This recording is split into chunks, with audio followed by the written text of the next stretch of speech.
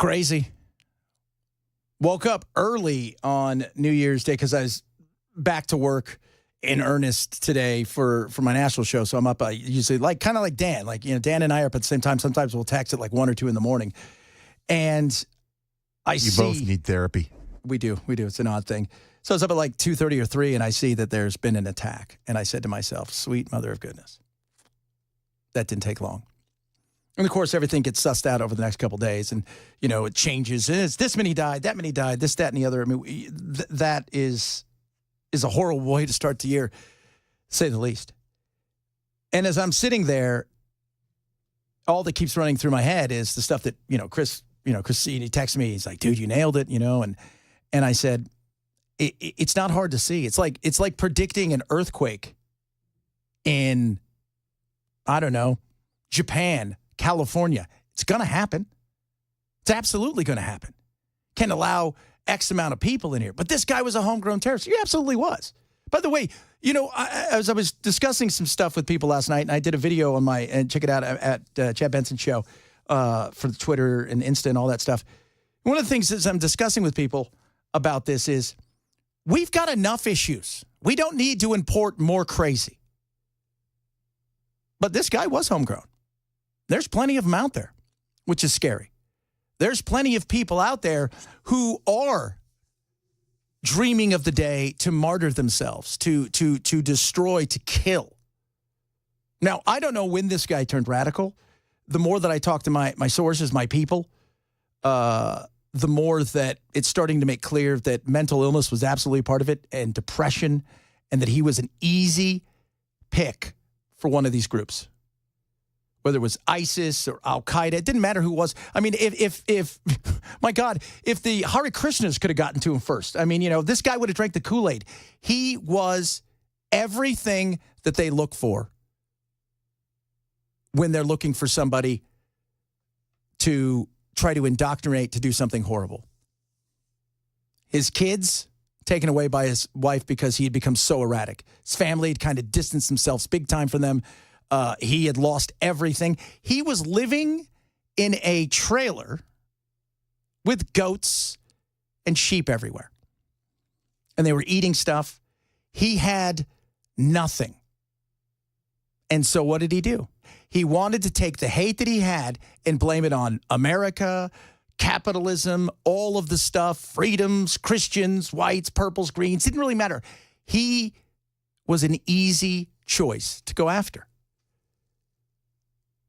And they went after him and got him. Now, how they got him and how fast it went from being somebody who maybe had certain beliefs to radicalization and into, I'm going to do this, that's the question that everybody wants to know.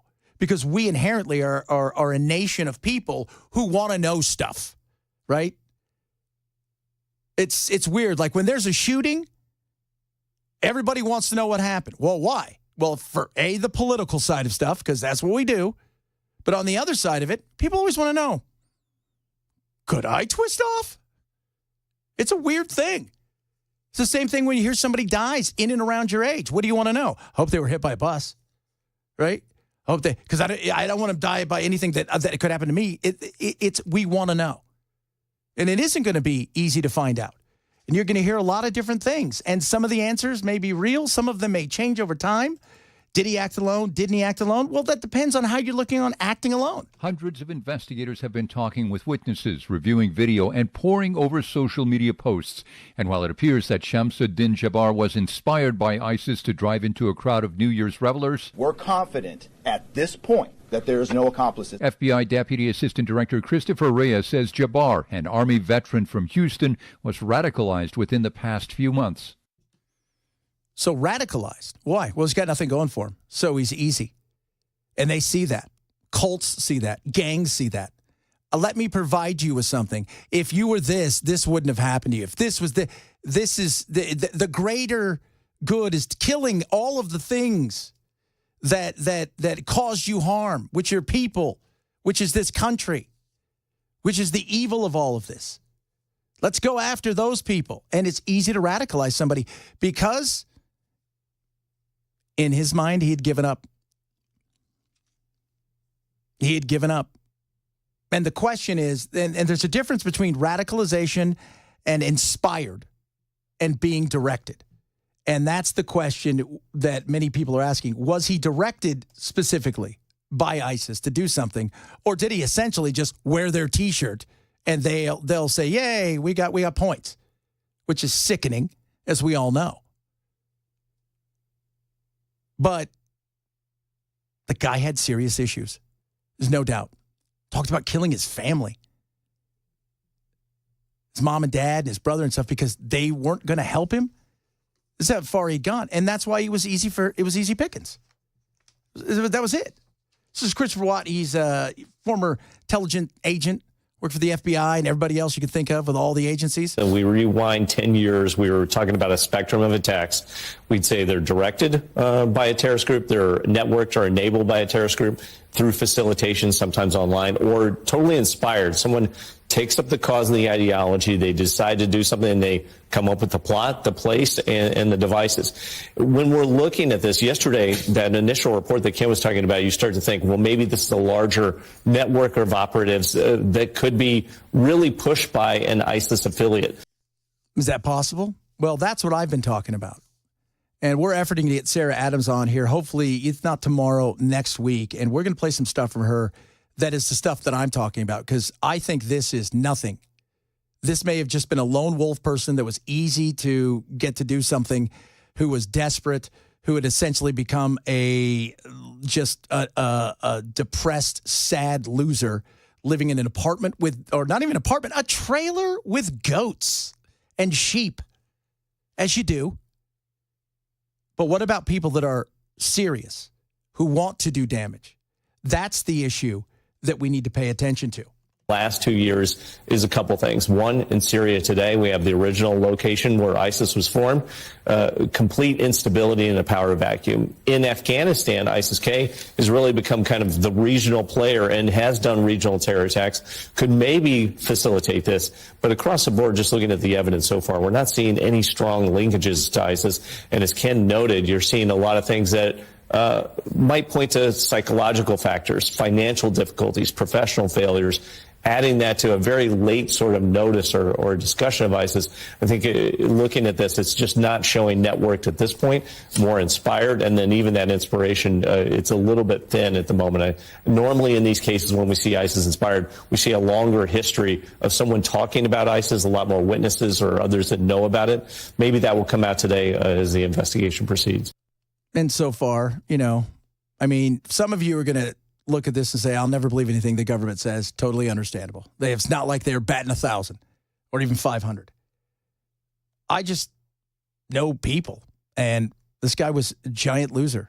And the people I've talked to who've seen some of the videos that he produced prior to, it feeds that. And he did get radicalized. And he changed dramatically, almost like you would see somebody who was going to commit suicide. So if there are like warning signs for people who are going to commit suicide, they start, they're overly generous, they're overly kind, they're giving things away, they're doing things. He had become his entire personality had changed. So there was something to that. And it's a sad, horrible situation. But I think there are bigger things out there that are coming. And that's my fear. My fear, as horrific as this was, is what really is out there. Because we've had a porous border for 4 years that has allowed God knows how many people in. And let's not forget, we essentially handed 100,000 free visa / get out of Afghanistan cards away in our horrific pullout. And we didn't vet everybody. How many of them are really wanting to escape the Taliban? And how many of them are, happy to be here, because you never know what's going to happen? There's so many things that this administration has failed on, and it's dire, to say the least. And you got Trump getting ready to come in, and he's coming in at a time when everybody's like, I can't wait till the 20th gets here. Yeah, I can't wait for that either. But that being said, it's not like if the 20th comes that magically this stuff goes away. Because that's not going to happen. Oh, we might be able to go out and round some people up, but the reality is these sleeper cells and this is going to be a situation that we're going to have for quite a while. And it goes back to, something you're going to hear on the show a lot is the reality of the culture clash that we live in. And this is a culture clash. There is a culture in our world that hates the West, that hates the freedoms of what, not just us, by the way, Europe is seeing it in ways that we have yet to see it. If you didn't see the videos the other night from Berlin, you would have thought it was Beirut. If you didn't see the videos from Amsterdam a couple weeks ago, go look at London over the weekend. Not to mention what goes on in Paris almost on a nightly basis. This is a culture clash with millions of people who are leaving areas that are full of nothing but jihadists who are escaping. And in some cases, they do want to get out and they don't want to go back. In other cases, they're taking opportunities to go to other places and to do things that they believe will not only martyr them and bring glory, but also a slap in the eye and a kick to the grundle to the evil West. And that's the issue. And the Americans, you and I, especially this administration, but even before this administration, going back, we didn't take a lot of this stuff serious. We thought we're impregnable, right? Nobody's going to invade us. No, they invaded us in a much different way, using our kindness and generosity as a way to get in to our country. And now how many do we have? Because we've got some interesting stuff from Sarah Adams. You don't know who she is. She was a CIA agent. She was an analyst. And she was on with Sean Ryan. I want to say it was 3-4 months ago. And I was, even was it last or 2 weeks ago, I said to Bell, Bell, did you watch that Sarah Adams thing? He's like, no. And I sent it to him. I said, you got to check her out. And he knew who she was. But the things that she said it's chilling. Because if we thought New Orleans was bad, what she thinks is coming is going to be very much October 7th-y, but here in the United States. And that is terrifying. We're going to talk about that. A lot of other stuff. Not all doom and gloom. A lot of doom and gloom, but not all doom and gloom today. We got a lot of stuff still to get to. Immigration, the speaker fight. Oh, my Lord. Bunch of other goodies. What's happening, man? Has that turned into a fight? I didn't watch the news last night. Is the speaker thing going to blow up? Man, I'm feeling like there's going to be some issues. It's just like the GOP just can't get out of their own way. No. They can't. And part of it is you've got some hardliners who are always going to be this way when it comes to certain things. And the other side of it is you have people who they enjoy the grandstand. And even some of the ones who may vote for Mike Johnson, they still enjoy the grandstanding. So it's going to go down to the wire, no doubt about that. Coming up, we'll talk a little college football because it was interesting to watch yesterday. If you don't know who this guy Scadaboo is, you should know who he is because not only he scored touchdowns, he threw a touchdown, he vomited on the sideline. That was quite entertaining as well. It is the Chad Benson Show, Super Talk 99.7.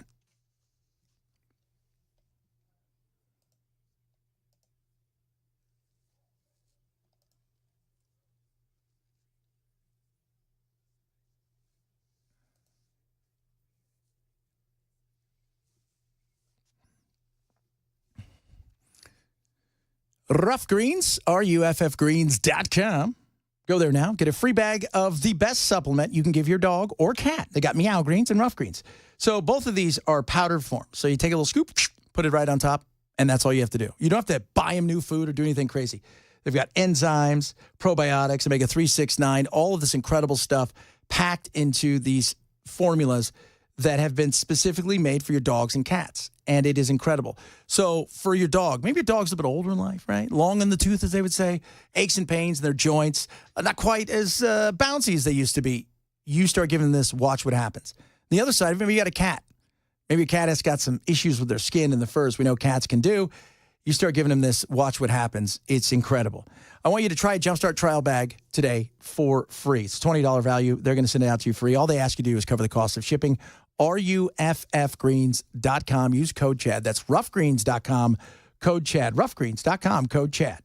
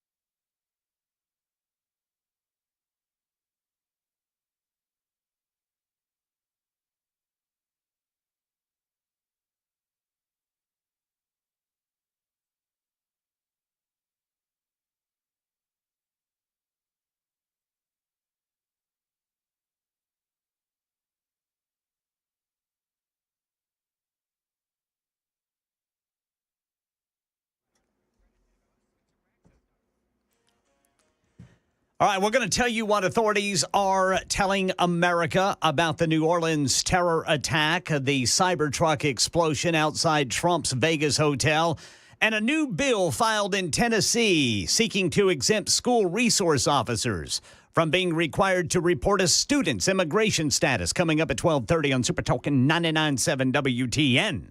3 phones linked to Jabar have been recovered, and digital media exploitation is a priority to see what is on the devices and determine if there are any other potential leads.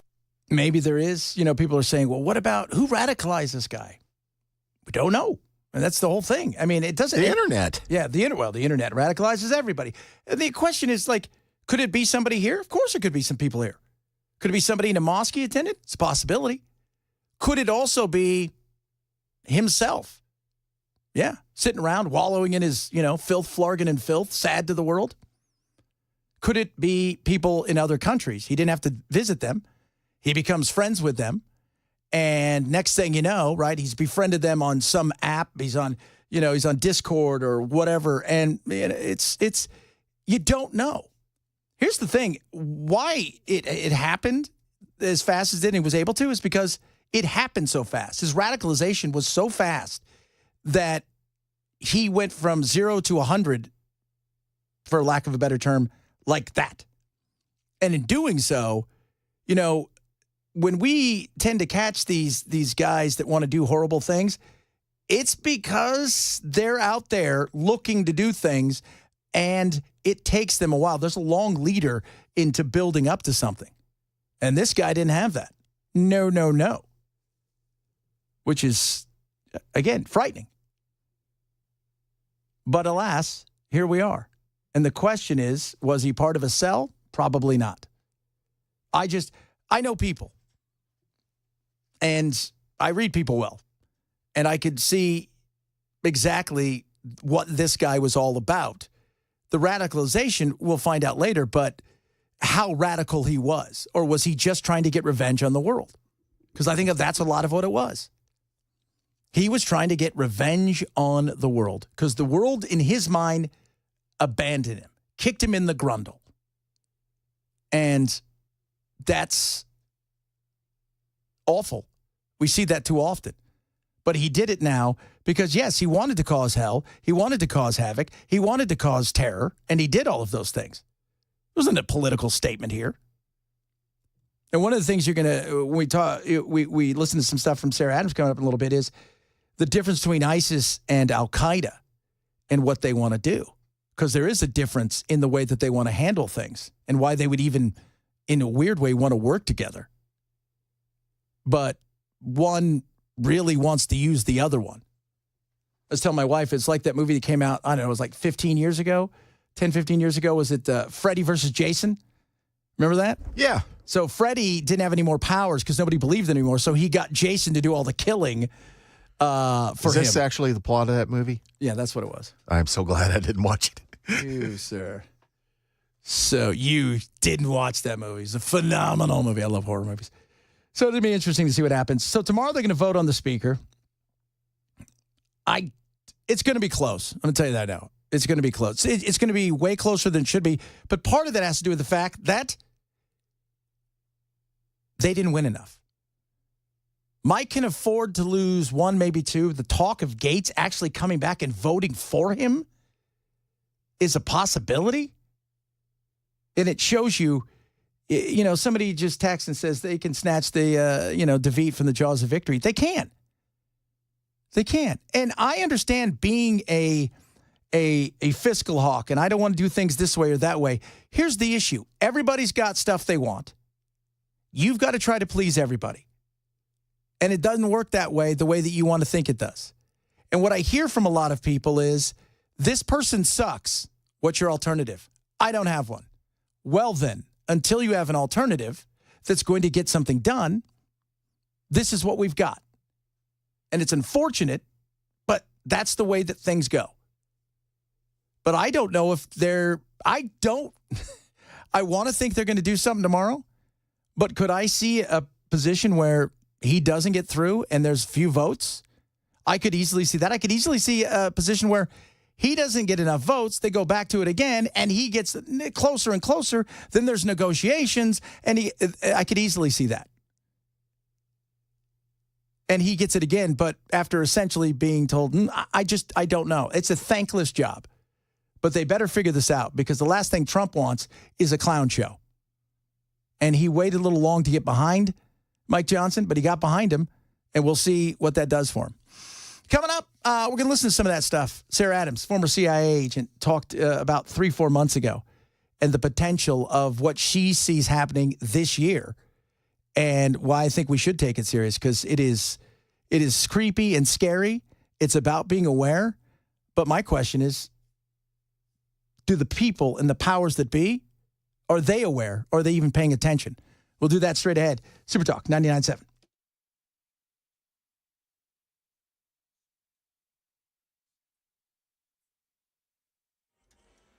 .12:30 on the dot. I'm Ken Weaver with your top stories. Tracking another Arctic blast. Full forecast coming up in 5 minutes.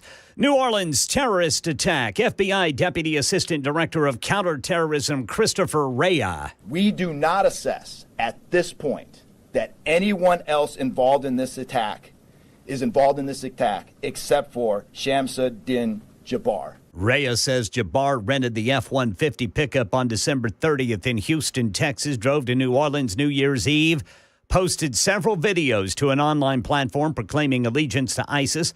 They say they have no link to the Cybertruck explosion outside President-elect Trump's Vegas hotel. Here's Alex Stone. In the Las Vegas case, sources say Matthew Leivelsberger, a U.S. Army Special Forces member on approved leave, rented the Cybertruck, saying he was going camping in the Grand Canyon, which may explain why he had gas canisters in the truck. Sources say it is now believed it was his badly burned body in the truck. Here in Nashville, Metro Council member Jacob Cupin, whose district includes downtown, telling News 2 he's calling for a meeting to look at what happened in New Orleans, look at what that would look like here, and then what we can do to prevent it.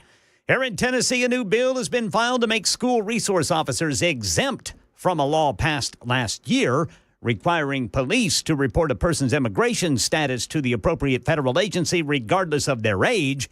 Republican State Senator Todd Gardenhire telling News 2 he's against punishing children. What's that resource officer going to do with a third-grade girl? Is he going to lock her up in one of the classrooms so she can't leave at night? Or is he going to stay overnight there with her? Or is he going to take her down to the county jail and put her in jail with all the other criminals? It's not a well-written bill, and it needs to be cleaned up. Senator Gardenhire says he's looking for a House sponsor. That's the latest news. Weather's next. I'm Ken Weaver, WTN News.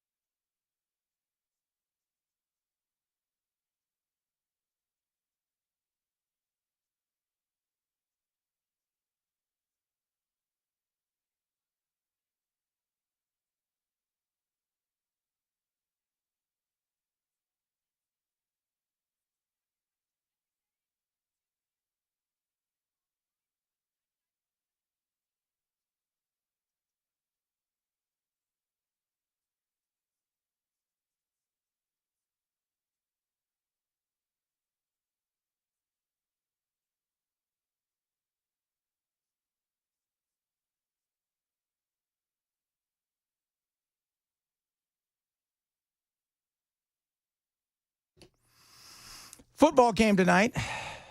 Man, I watched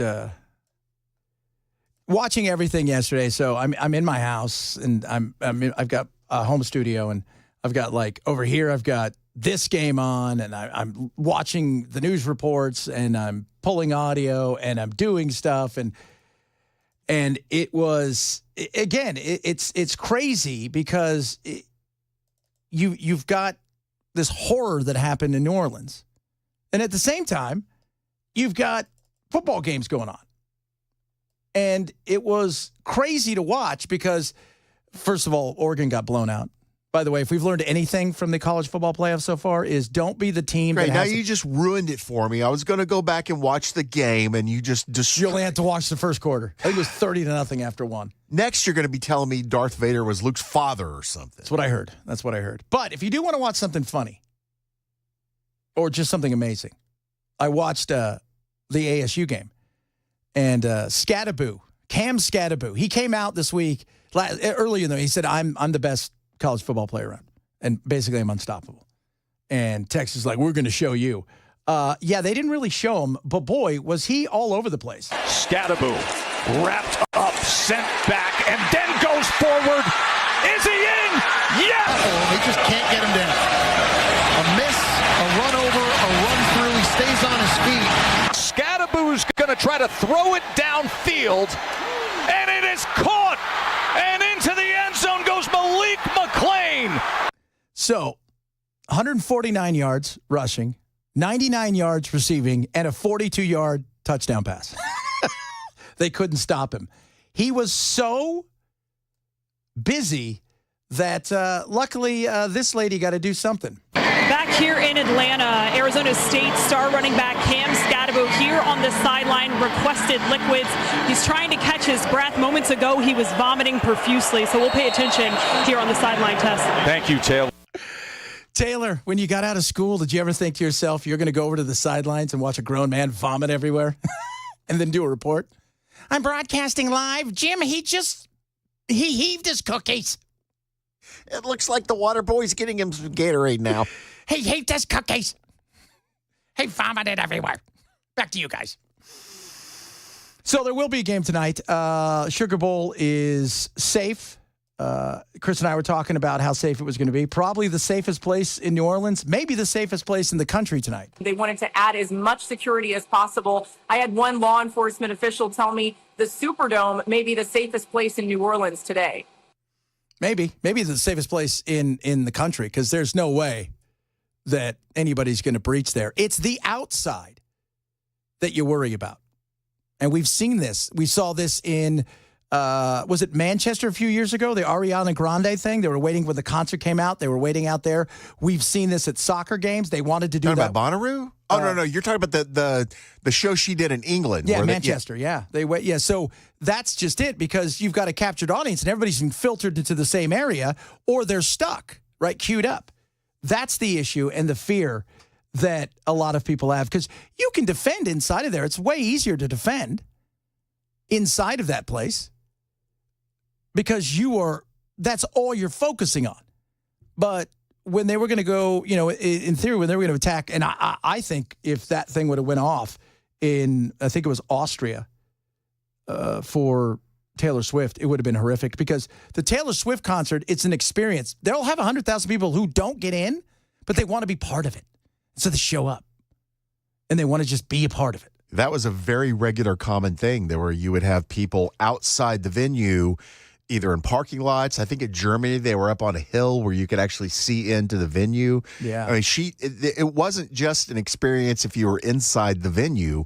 You could have a similar experience outside, and they had people show up at every show without tickets that would just listen from outside. Yeah, which is, to me, a nightmare. Thousands. And if you're looking to hit a hot spot, if you want to kill a lot of people, yeah, there's the place to do it. Yeah, because I doubt that's what you and I would call a soft target. I don't think the kids out there are going to be throwing down anytime soon. So Sarah Adams is a former CIA agent, and she's like counterterrorism. She does all this stuff. I think she works with Sean Ryan, former military, and he's got a podcast. And she was very frightening, talking about a lot of stuff. And she did like a 3-hour podcast with him. And this was like September, I think. One of the things she talked about, though, is what she believes is coming and how many people are here that may be a part of that. And we have talked about this. And on my national show, I've talked about this for a very long time. You can't have, what do they call it? The law of averages, right? You can't have, let's just say, let's take away all of the people that we know, right? So they've come through the port of entry. We've got some idea of maybe where they are. Probably not a good one, but better than the gotaways. There are 2 million gotaways in the last 4 years. Those are the ones that scare me, because you got away for a reason. You didn't want to go to a port. And she talked about how many she thinks is here. I just want to clarify. you are 100% certain that there are 1,000 plus Al-Qaeda trained fighters within the United States borders? Well, Al-Qaeda says they trained and deployed 1,000 for this attack. First off, I think there's more than 1,000 Al-Qaeda members in the United States. But for the Homeland attack, that number is based on what Al-Qaeda is saying, so they could exaggerate it. However, they did have about 1,400 in the Hamas attack, so the number is not off from what they did in the first round of attacks. Which is terrifying. And the research that they have done, because this is what they focus on, is they were a huge part of the Hamas attack, helping them, getting them ready, that it was essentially a precursor to what is coming. So then she gets to the scary stuff. And the stuff that we really, 9/11 was a massive, massive attack. But a lot of other attacks that we've had have been minimal comparatively to what you see around. Like, how many times you're if you're flipping around on the news, you'll see something in the bottom of the corner. It's like, bomb goes off in Nairobi, kills 260 people, wounds 1,000. We're like, whatever, right? Because we're not there. It doesn't affect us.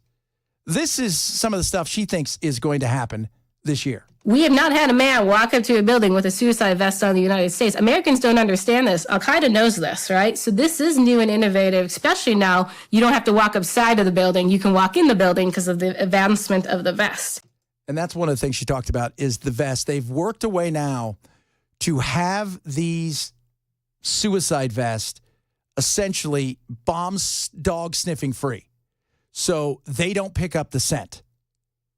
There's just it's not the same as it used to be. And so it's almost like it's plastic. It's just ways that they're not used to it. And she thinks that's it. Then you get to the other stuff. The other thing is, in the United States, we haven't had Fideian attackers. So the concept is the terrorist fights to the death. So he's not exactly a suicide bomber, but he will fight till either all of us are dead or all of his people are dead. We think it's going to be a swarming attack, right? Multiple different attacks at one time across multiple cities. We think there will be suicide bombers just because some of the attackers went through suicide bomber training and they have these vests. And then we think there's... By the way, just out of curiosity, what is suicide bomber training? Like, is there... Well, it's a very short class, and you only have to take it once. Which this and go. Like, it's what's the suicide or bomber training that is like, that's like being a kamikaze. As a kamikaze, you only have to learn how to fly the plane. You don't have to learn how to land it.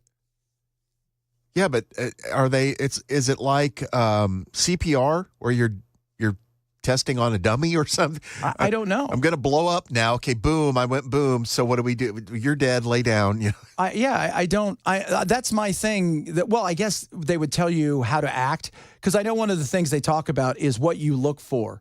People who are fidgety, who are looking out into space, who are like zombies, sweating, things that you wouldn't look normally. Really nervous. Yeah. But as far as like you being the bomber. What do you need? That's it. Do they have to tell you where to go to get the most impact, I guess? That's probably one thing, sure. Yeah. Like, don't do it in a park when nobody's there. Yeah, we would laugh at you if you did that.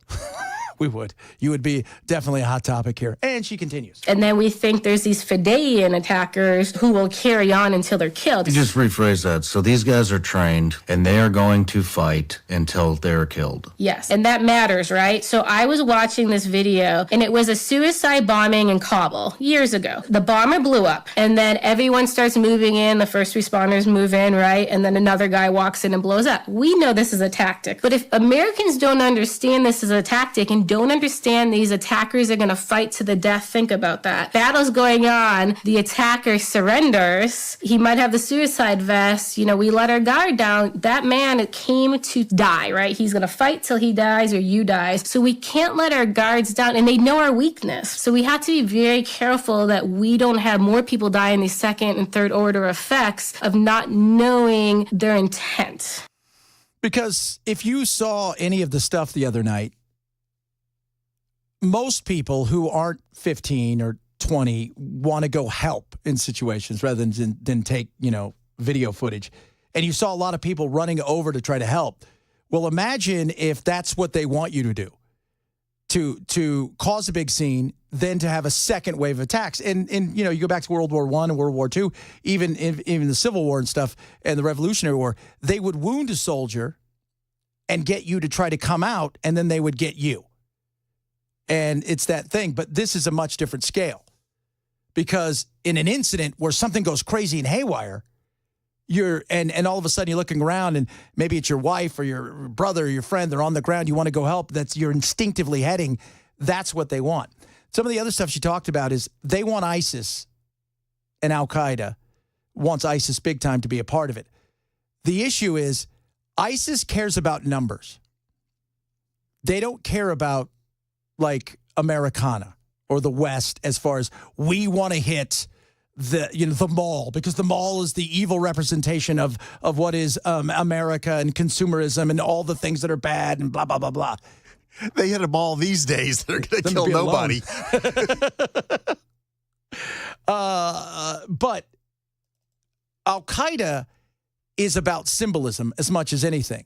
They want to hit stuff that is a representation of America. The Twin Towers. If they were to bomb, if they were to go to England, they would like to blow up Big Ben, right? Like that's the thing. They want to they hit something that screams the West, where Al-Qaeda would rather blow up, kill a bunch of people, rather than just blow up Big Ben, which is, which, by the way, for those you don't know, is not the clock. It's the bell inside of the clock. She was asked, is it going to happen this year, realistically? How certain are you think we'll see something in 2025? I'm certain we'll either have embassy attacks in 2025 or the Homeland attack, or both. Yeah. And I think this guy in New Orleans, I don't think he was a false flag.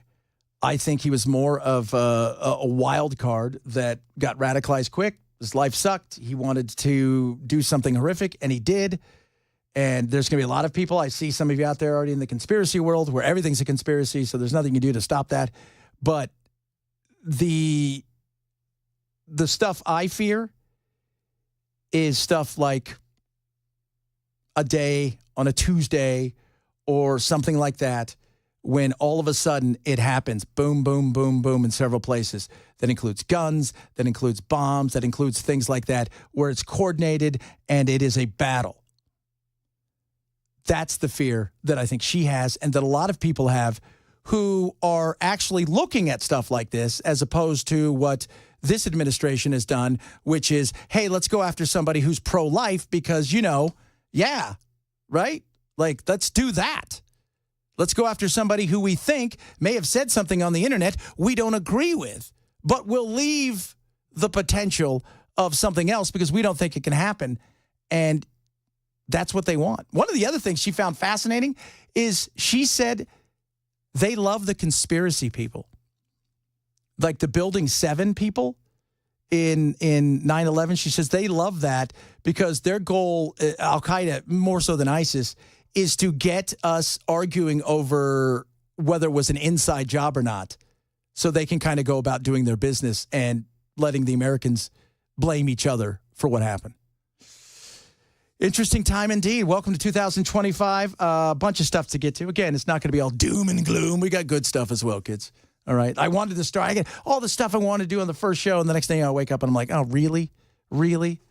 Just disgusting indeed.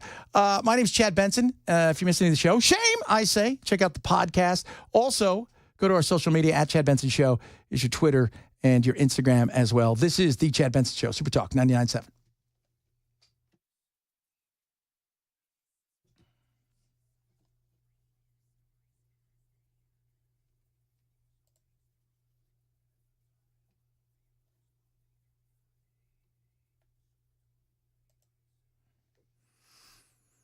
Raycon, best earbuds around. I love my Raycons. Now, what are they? They're the everyday earbuds. 8 hours of talk time. That's great, right? 32 hours of battery life.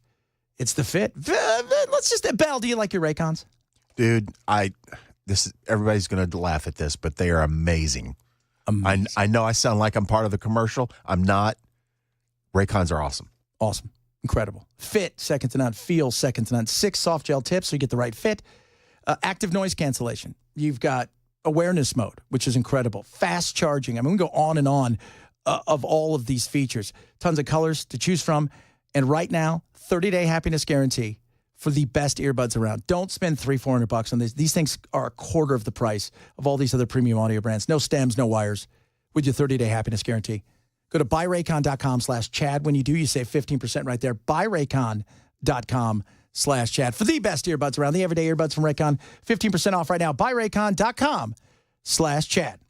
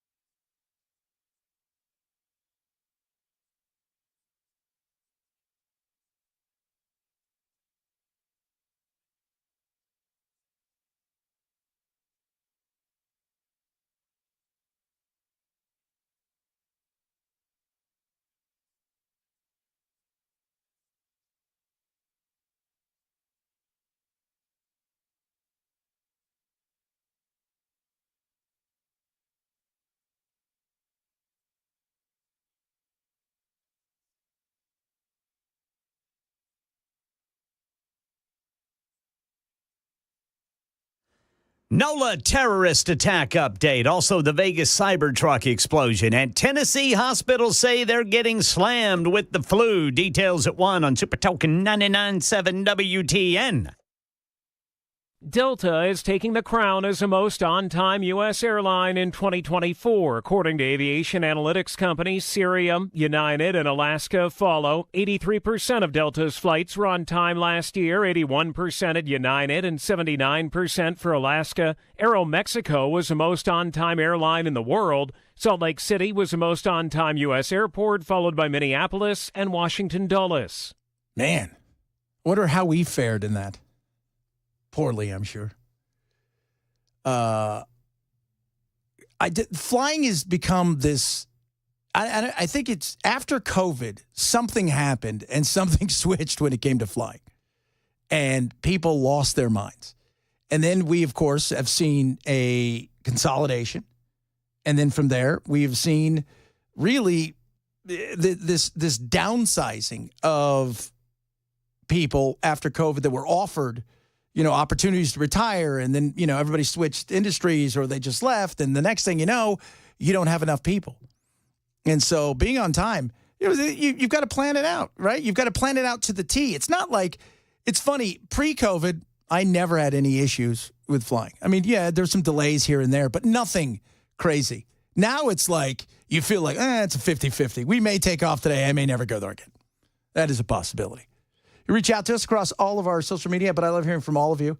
Some of you do not believe the CIA lady. Say, it's all a conspiracy, right? And then others of you are saying, and not everything can be a conspiracy, right?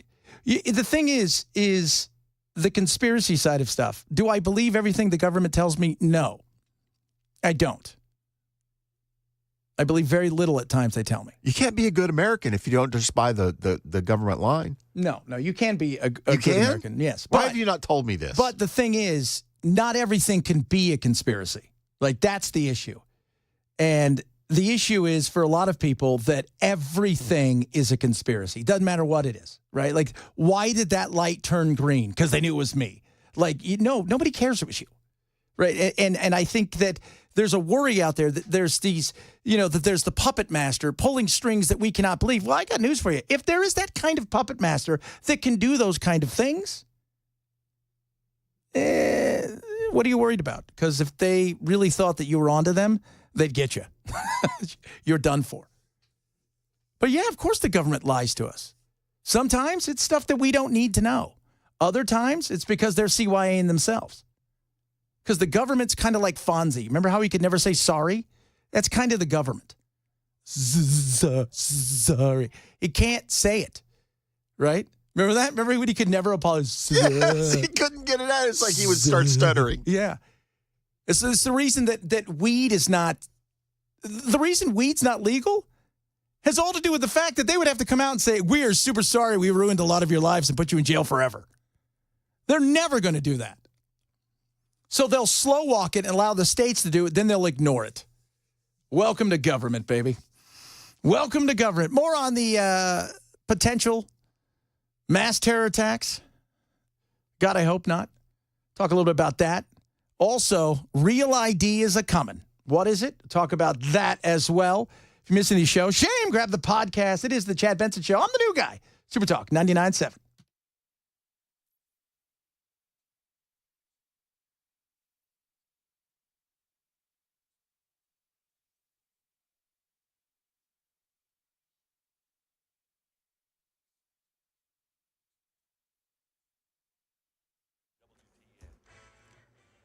One o'clock on the dot. I'm Ken Weaver with your top stories, tracking the Arctic blast heading toward Middle Tennessee. Full forecast coming up in 5 minutes, but right now.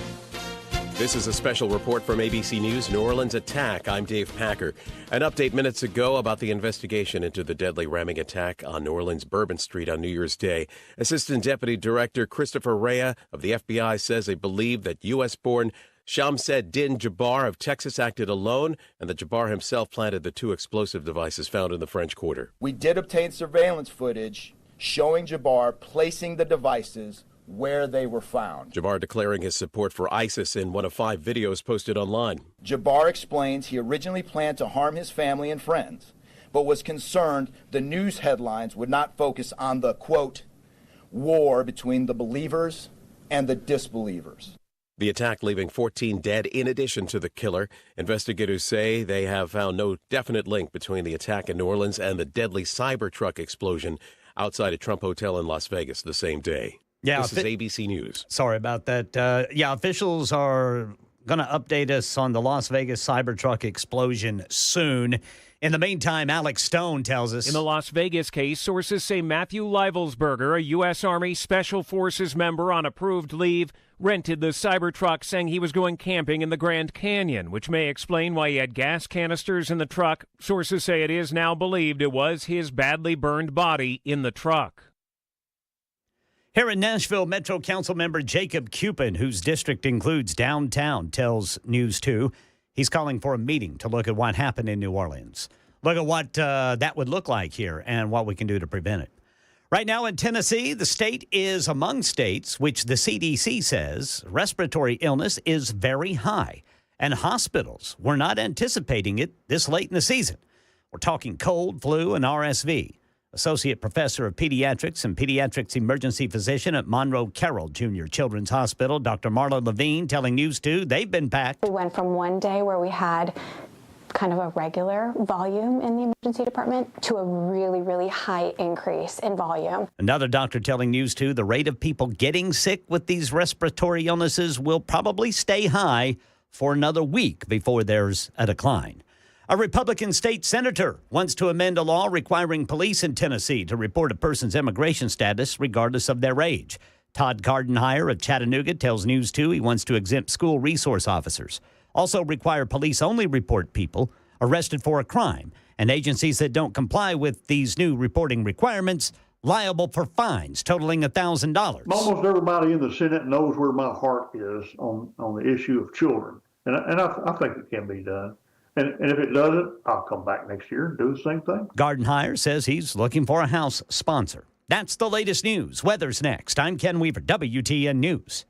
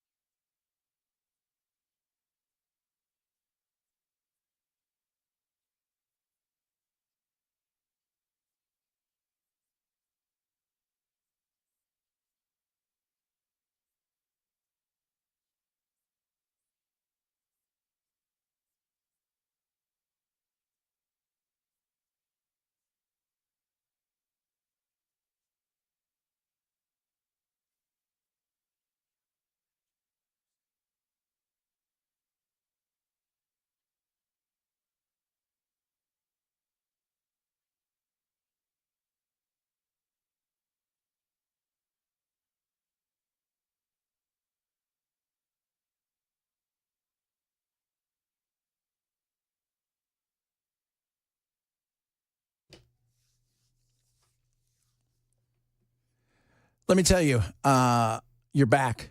No joke. Like, there's some things in life, that starts going sideways, and you don't know what to do. And you get frustrated. I want you to go to the Wellness Institute of Nashville.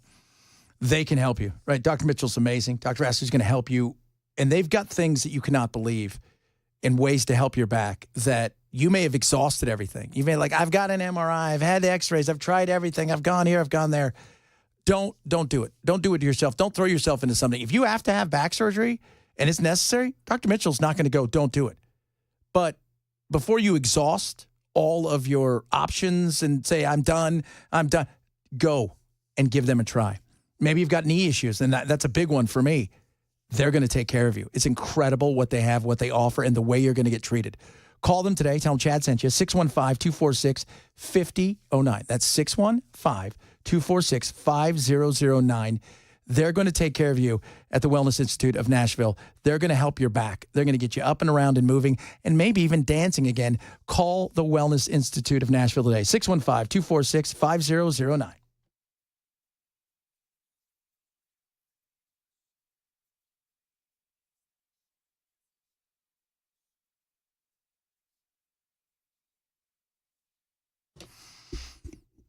More and more is coming out about the horror of what took place the other night really, it was yesterday.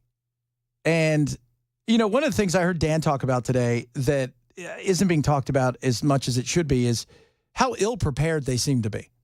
Now, was it the time? I mean, were they prepared earlier and thinking, well, nobody's here? But you've got to be on high alert. But there's only so much you're going to be able to do. but the barriers weren't up. The stuff that it might as well have been cones. You see what they do in New York, but we don't want. Here's the thing that's frustrating. I don't want that. I don't want to go places and say, well, you've got to walk by the 5,000 dump trucks because we're afraid some lunatic's going to drive through here and kill a bunch of people. And it's unfortunate that we have to talk about stuff like that in today's day. My daughter's 6, and she got up early as I was up really early. She got up early. She came out there, and the TV was on, and I told her, I said, honey, it's nothing. And, and she's 6. She doesn't grasp what's going on. And she kind of hears what's going on. And she says to me, she goes, Daddy, that guy's going to be on Santa's naughty list. I said, that guy's on Satan's good list. And that's where he's at now. Didn't get the virgins he thought he was going to get. Well, he did. They're just a bunch of nerds and dudes, which is also weird. Hey, what's your name? Oh, no. He's going to be throwing one of his virgins off a roof somewhere. Probably. Oh, geez. But, it's an act of terrorism. It's an act of evil. It's an act of desperation. This guy's life sucked. And he did what they wanted him to do because he was easy to recruit. I mean, he would have been the guy that would have been first in line when it came to the Kool-Aid. Like, this guy was easy to recruit because he was desperate and angry. And what did he want? He wanted people to pay the price for his failures in life. That's what he wanted. That's what he wanted. And so he then was easily radicalized, and it happened quick. This wasn't something that was months and years in the making where you see somebody start to go and slowly but surely they start to turn. It was on a dime.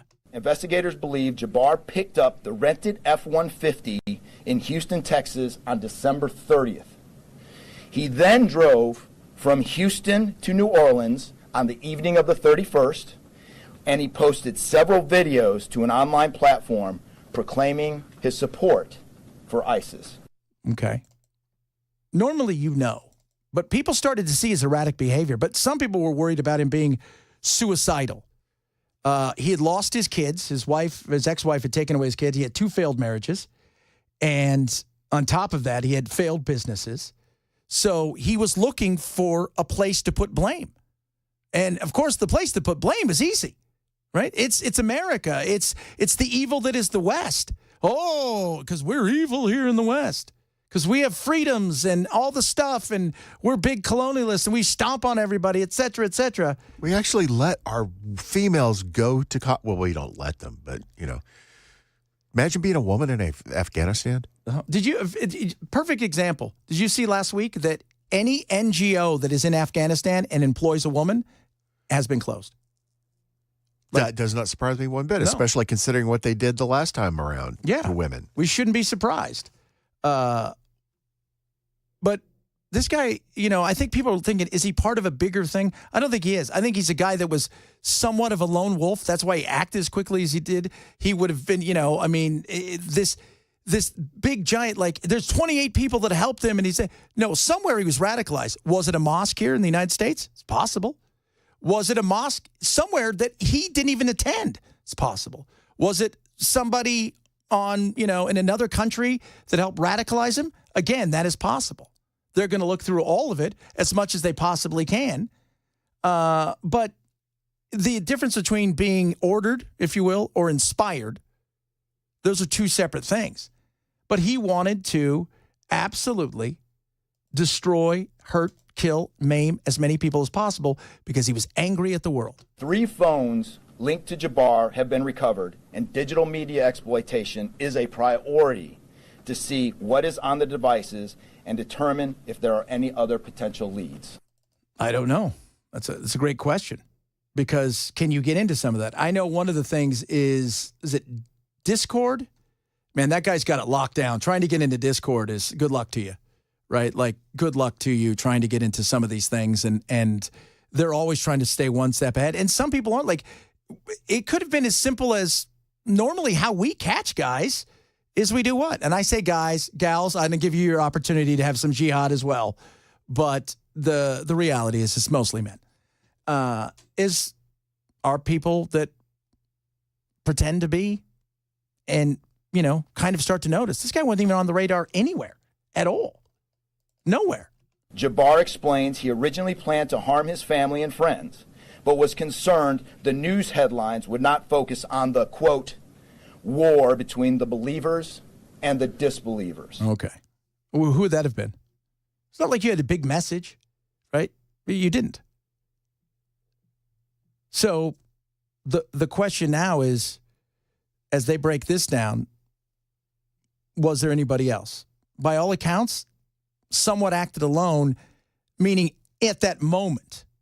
Doesn't mean that he wasn't pushed or he wasn't discussing things with other people, because obviously he was. And it's not like the thing that amazes me is like watching people talk about, the inspiration to drive into to people in a car. That's not new, right? I mean, it's not new. That's been around forever and a day. It's just now it's just easier to do because we are gathering in big places, and especially after COVID. We are out and about doing things. We are never paying attention. Like there's never paying attention. Everybody's looking on their phones. It's just easier to do now because it's you can go rent a car today and do it this afternoon. You don't have to go try to find a gun. And the thing that's scary is my fear is this is going to lead to more crap that you're going to have to do now to go rent a car, right? You're going to have to go rent a car. It's going to be like, okay, I need everything you've ever imagined. I need all of these things. We need your social media history. We need all of this stuff, which will be frustrating because when we see things like this, especially after 9/11, taking the Patriot Act, which was a nightmare. And remember, it was only supposed to be temporary, like everything. Never sunsets. You should have seen Bell roll his eyes up. Thomas Sowell, there's nothing more ignorant than giving someone who pays no price for being wrong control over your life. That's it. So true. So true. And it was never, I was a commodity broker at the time. And like a week or two, when the Patriot Act came in, we were being told this is what we had to do because there was interesting trades that took place in the commodity world and several other places. And so what ended up happening is we had to go to all of our clients and get them to fill out all of this paperwork, essentially, so they could look at every trade and who you are. It was a nightmare. It was. And this will be this way, too. It's like when you go to get, cough syrup now. It's like, all right, we need your ID. I'm going to need your fingerprints. I'm going to need your blood type because you might make meth in a trailer. I'm like, really? And I got a cold, dude. That's all I got. No, you look like a guy who'd make meth. Well, Bell and I don't look like a guy who'd make meth. Maybe sell it, right? We might look selly-ish. Yeah, I'm more of a buyer than a seller. Really? I'm just kidding. I got to be honest with you, man. We don't look like, No. We got our teeth, and we're not. Yeah. We've nutritionally overachieved at times. That's what I'm trying to say. People of size. We're people of size, Bell. Hey, a year ago I was 278, so I'm taking what I got. That's it. Well, it's not because of meth. No, it was not because of meth. Yeah, just like, hey, dude, what are you doing? Oh, crack. Smoke a lot of crack. To put into perspective what you are inheriting, under the first Trump administration, there were 11 individuals that hit the terror screening data set. 11. Under the Biden-Harris, it was 388. That is nearly a 3,500% increase. That right there is the numbers. And this is important because as we talk about these things is that number is the people we know, right? So they came through. We know who they are. And some of them we released and we had to go chase, but there was a hit. We're like, oh my God, this guy over here, this guy's a wanted dude. This guy's a guy that's on our list. It's the 2 million gotaways that terrify me. Tom Homan. Well, we got President Trump coming in office in a couple of weeks. Who's going to secure the border? President Trump created the most secure border of my lifetime. I worked for 6 different presidents, starting with Ronald Reagan. No one had the success President Trump did. Illegal immigration is at a 45-year low. Illegal immigration down 83 to 90%, depending on what time frame. Joe Biden's the first president in the history of this nation who came in office and unsecured the border on purpose. Not mismanagement, not incompetence. They knew exactly what they were doing when they unsecured the border. And you're right, we got over 3,000% increase in people arrested on terrorist watch lists coming across the border. But the most scary thing, the most vital thing, we got over 2 million known gotaways.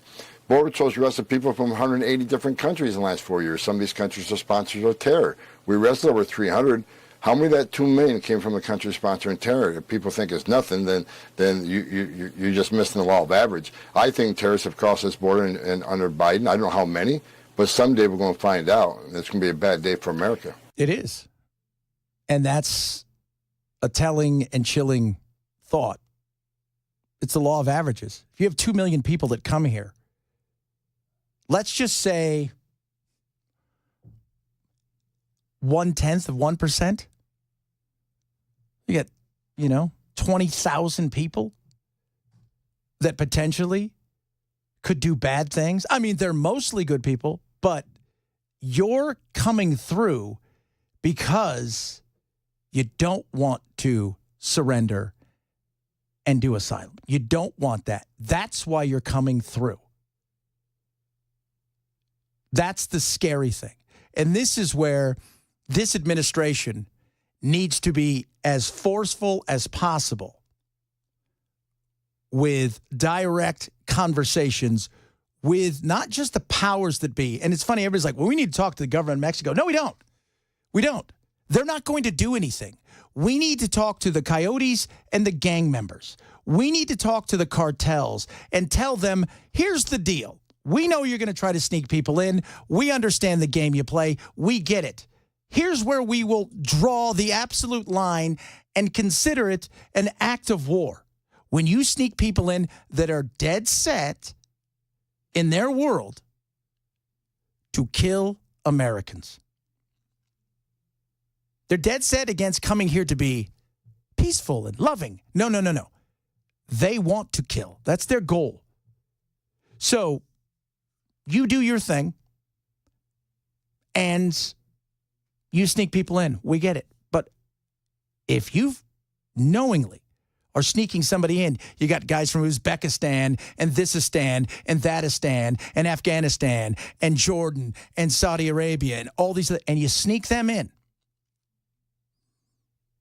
And you know what they're doing because you've trained with some of these people. Because if you don't know this, the cartels have gone to places like Afghanistan to do training. Then that, to me, should be an act of war. And what do? Well, you hit them where it hurts in a way that they have never seen coming. And you unleash all that hell can bring with it. Because it sounds weird that you would talk to them, but talking to the Mexican government is a waste of time because they're not the ones dealing on the ground. And that's what you have to do because the Mexican government is useless. I think we recognize that. They're as much enablers as anybody else because they don't want them here. They don't want them in Mexico. That's the last thing they want. It's going to be interesting. And, I know everybody says January 20th can't come soon enough. Well, you're right about that. But that January 20th doesn't mean we start at zero when it comes to all of the people that are here. I just want to say one quick thing to Jason, one of our super texters. Jason said he hadn't seen Star Wars. So, Jason, you're dead to us. And I'm sure that some of those virgins had watched Star Wars, yes. Oh, yeah. There's no doubt about that. That's like the number one thing that virgins watch and debate. Or would that be, you know what? What? Star Trek? Star Trek, obviously. But is it The Hobbit and Lord of the Rings? That's also very virgin-y. Yeah. Yeah. Like, that is very virgin-y. Yeah. Without a doubt. That has never seen a woman naked. So, Jason, you're not allowed to text us anymore. Sorry about that. Oh, my Lord. A lot of stuff to get to. Got some of your text as well. If you missed any show, shame. Grab the podcast. It is the Chad Benson Show at Super Talk 99.7.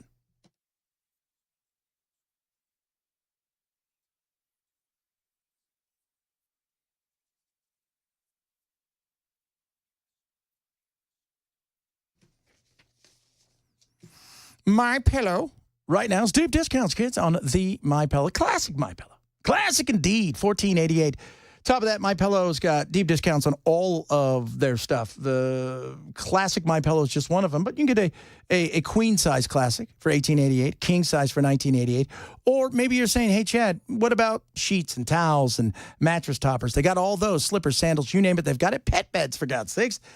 The lowest price ever. Here's something else that needs to be talked about more. Made in the USA, which is phenomenal. Absolutely incredible. Made right here in the United States of America.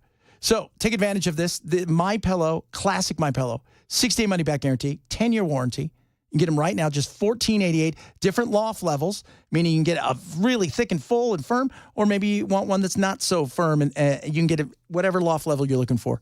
Just $14.88. Go to MyPillow.com/Benson. Use code Benson. MyPillow.com/Benson. Use code Benson.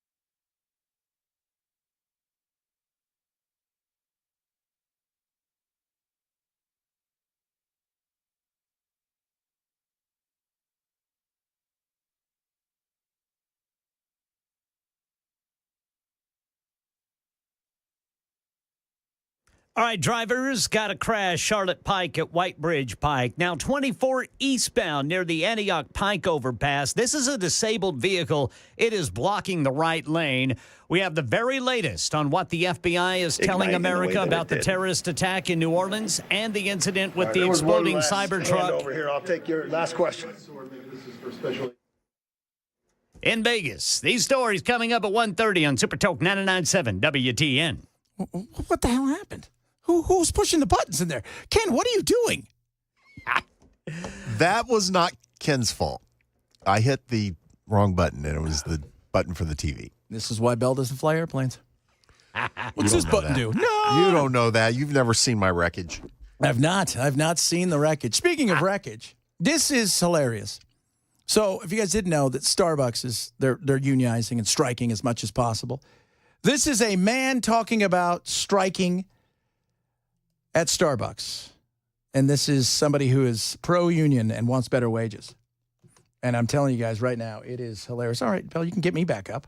My son at home, we're a single income household. So making sure that we have a contract that people can not only survive off of, but also thrive off of is really important to me. Especially having a kid, I want to build a future that I can be proud for him to inherit. Dude, you work at Starbucks. You're a barista. Okay? That's what you are. This weird thought process that if you work in a fast food or a coffee shop, that somehow you're going to raise a family off of that. He's like, my wife's a stay-at-home mom, and it's insane. If you don't generate a certain level of income for that company, they're not going to pay you above that level. No. And by the way, your skill, if you can be taught your skill within a week or two, that's probably not going to get you a lot of bucks. If you want to know how valuable you are in the marketplace, turn around and see how many people are behind you that could fill your job tomorrow. Yeah.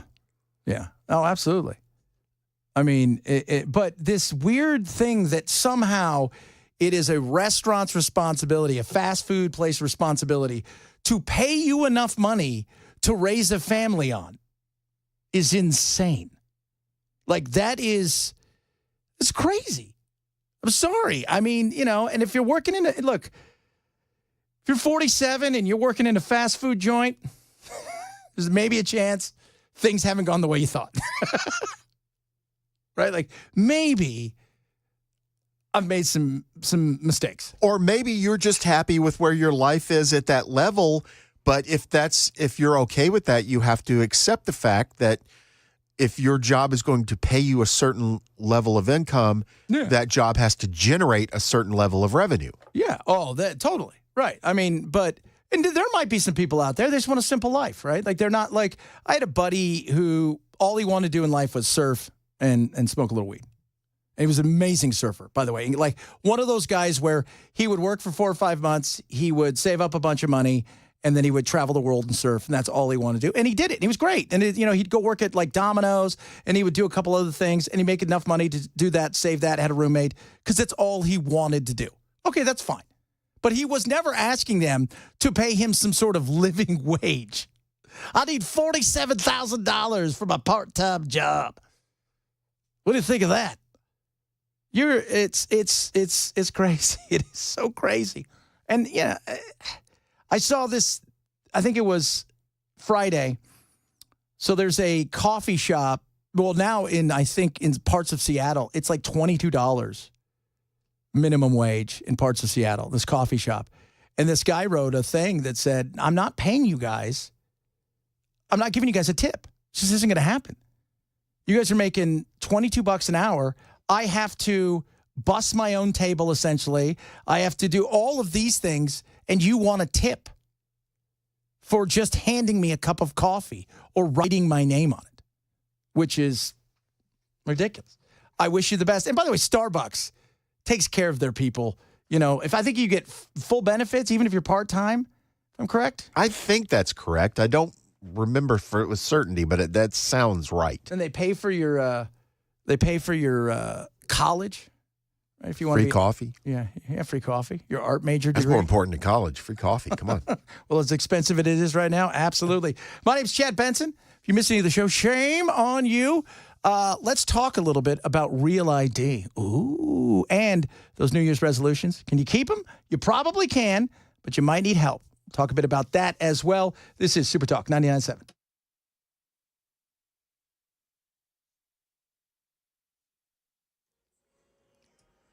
.1:30 on the dot. I'm Ken Weaver with your top stories, tracking another blast of freezing weather that might include snow during the full forecast in 5 minutes. The FBI says U.S.-born Shamu Jabar, a military veteran shot dead by police, committed an act of terrorism in New Orleans. Assistant Deputy Director Christopher Rea with a timeline. Investigators believe Jabar picked up the rented F-150 in Houston, Texas on December 30th. He then drove from Houston to New Orleans on the evening of the 31st, and he posted several videos to an online platform proclaiming his support for ISIS. Rea says Jabar is believed to have acted alone, that he also planted 2 explosive devices in the area. So far, the FBI has found no link to the Cybertruck explosion in Las Vegas the same day. Alex Stone. In the Las Vegas case, sources say Matthew Leibelsberger, a U.S. Army Special Forces member on approved leave, rented the Cybertruck, saying he was going camping in the Grand Canyon, which may explain why he had gas canisters in the truck. Sources say it is now believed it was his badly burned body in the truck. As for motive, this is FBI agent in charge, Spencer Evans, moments ago. So as I mentioned, the motivation at this point is unknown. We are, as I mentioned earlier, following investigative leads both domestically and internationally as well. And so that includes search warrants and witness interviews, collecting forensic information, and basically trying to compile the facts. And so there's investigative activity taking place literally around the globe, trying to determine what the potential nexus is. But at this time, at this particular moment in time, as the sheriff aptly said, we have to focus on what we know and what we don't know. We know we have a bombing, absolutely, and it's a bombing that certainly has factors that raise concern. It's not lost on us that it's in front of, of the Trump building, that it's a Tesla vehicle, but we don't have information at this point that definitively tells us or suggests it was because of this particular ideology or any of the reasoning behind it. That's the purpose of the investigation that we're conducting, is to get to the bottom of exactly what happened, why and how. All right, there's the full minute answer on possible motive. Here in Nashville, Metro Council member Jacob Cupin, whose district includes downtown, says he's putting together a meeting to look at what happened in New Orleans, look at what that would look like here, and what we can do to prevent it. That's the latest news. Weather's next. I'm Ken Weaver, WTN News.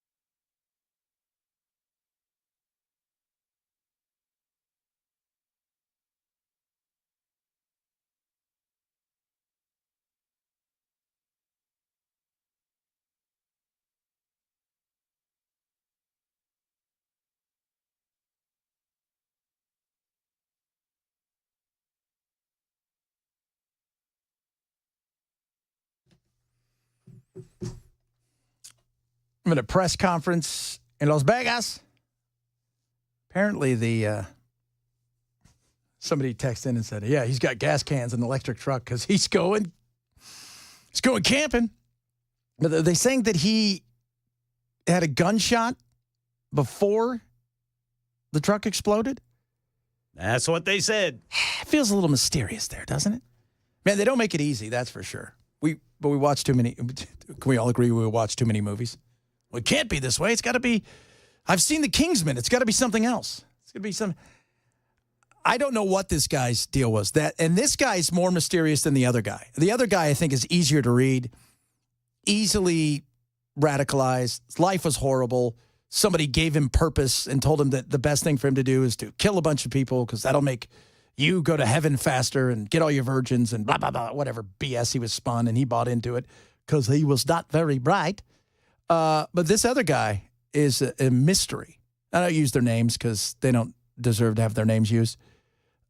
And, his ex-wife or his wife, I wasn't quite sure, what this was about. Was it the Tesla? Because you meant you hate Trump and Elon. Was that the whole deal? Or was that all you could get was the truck?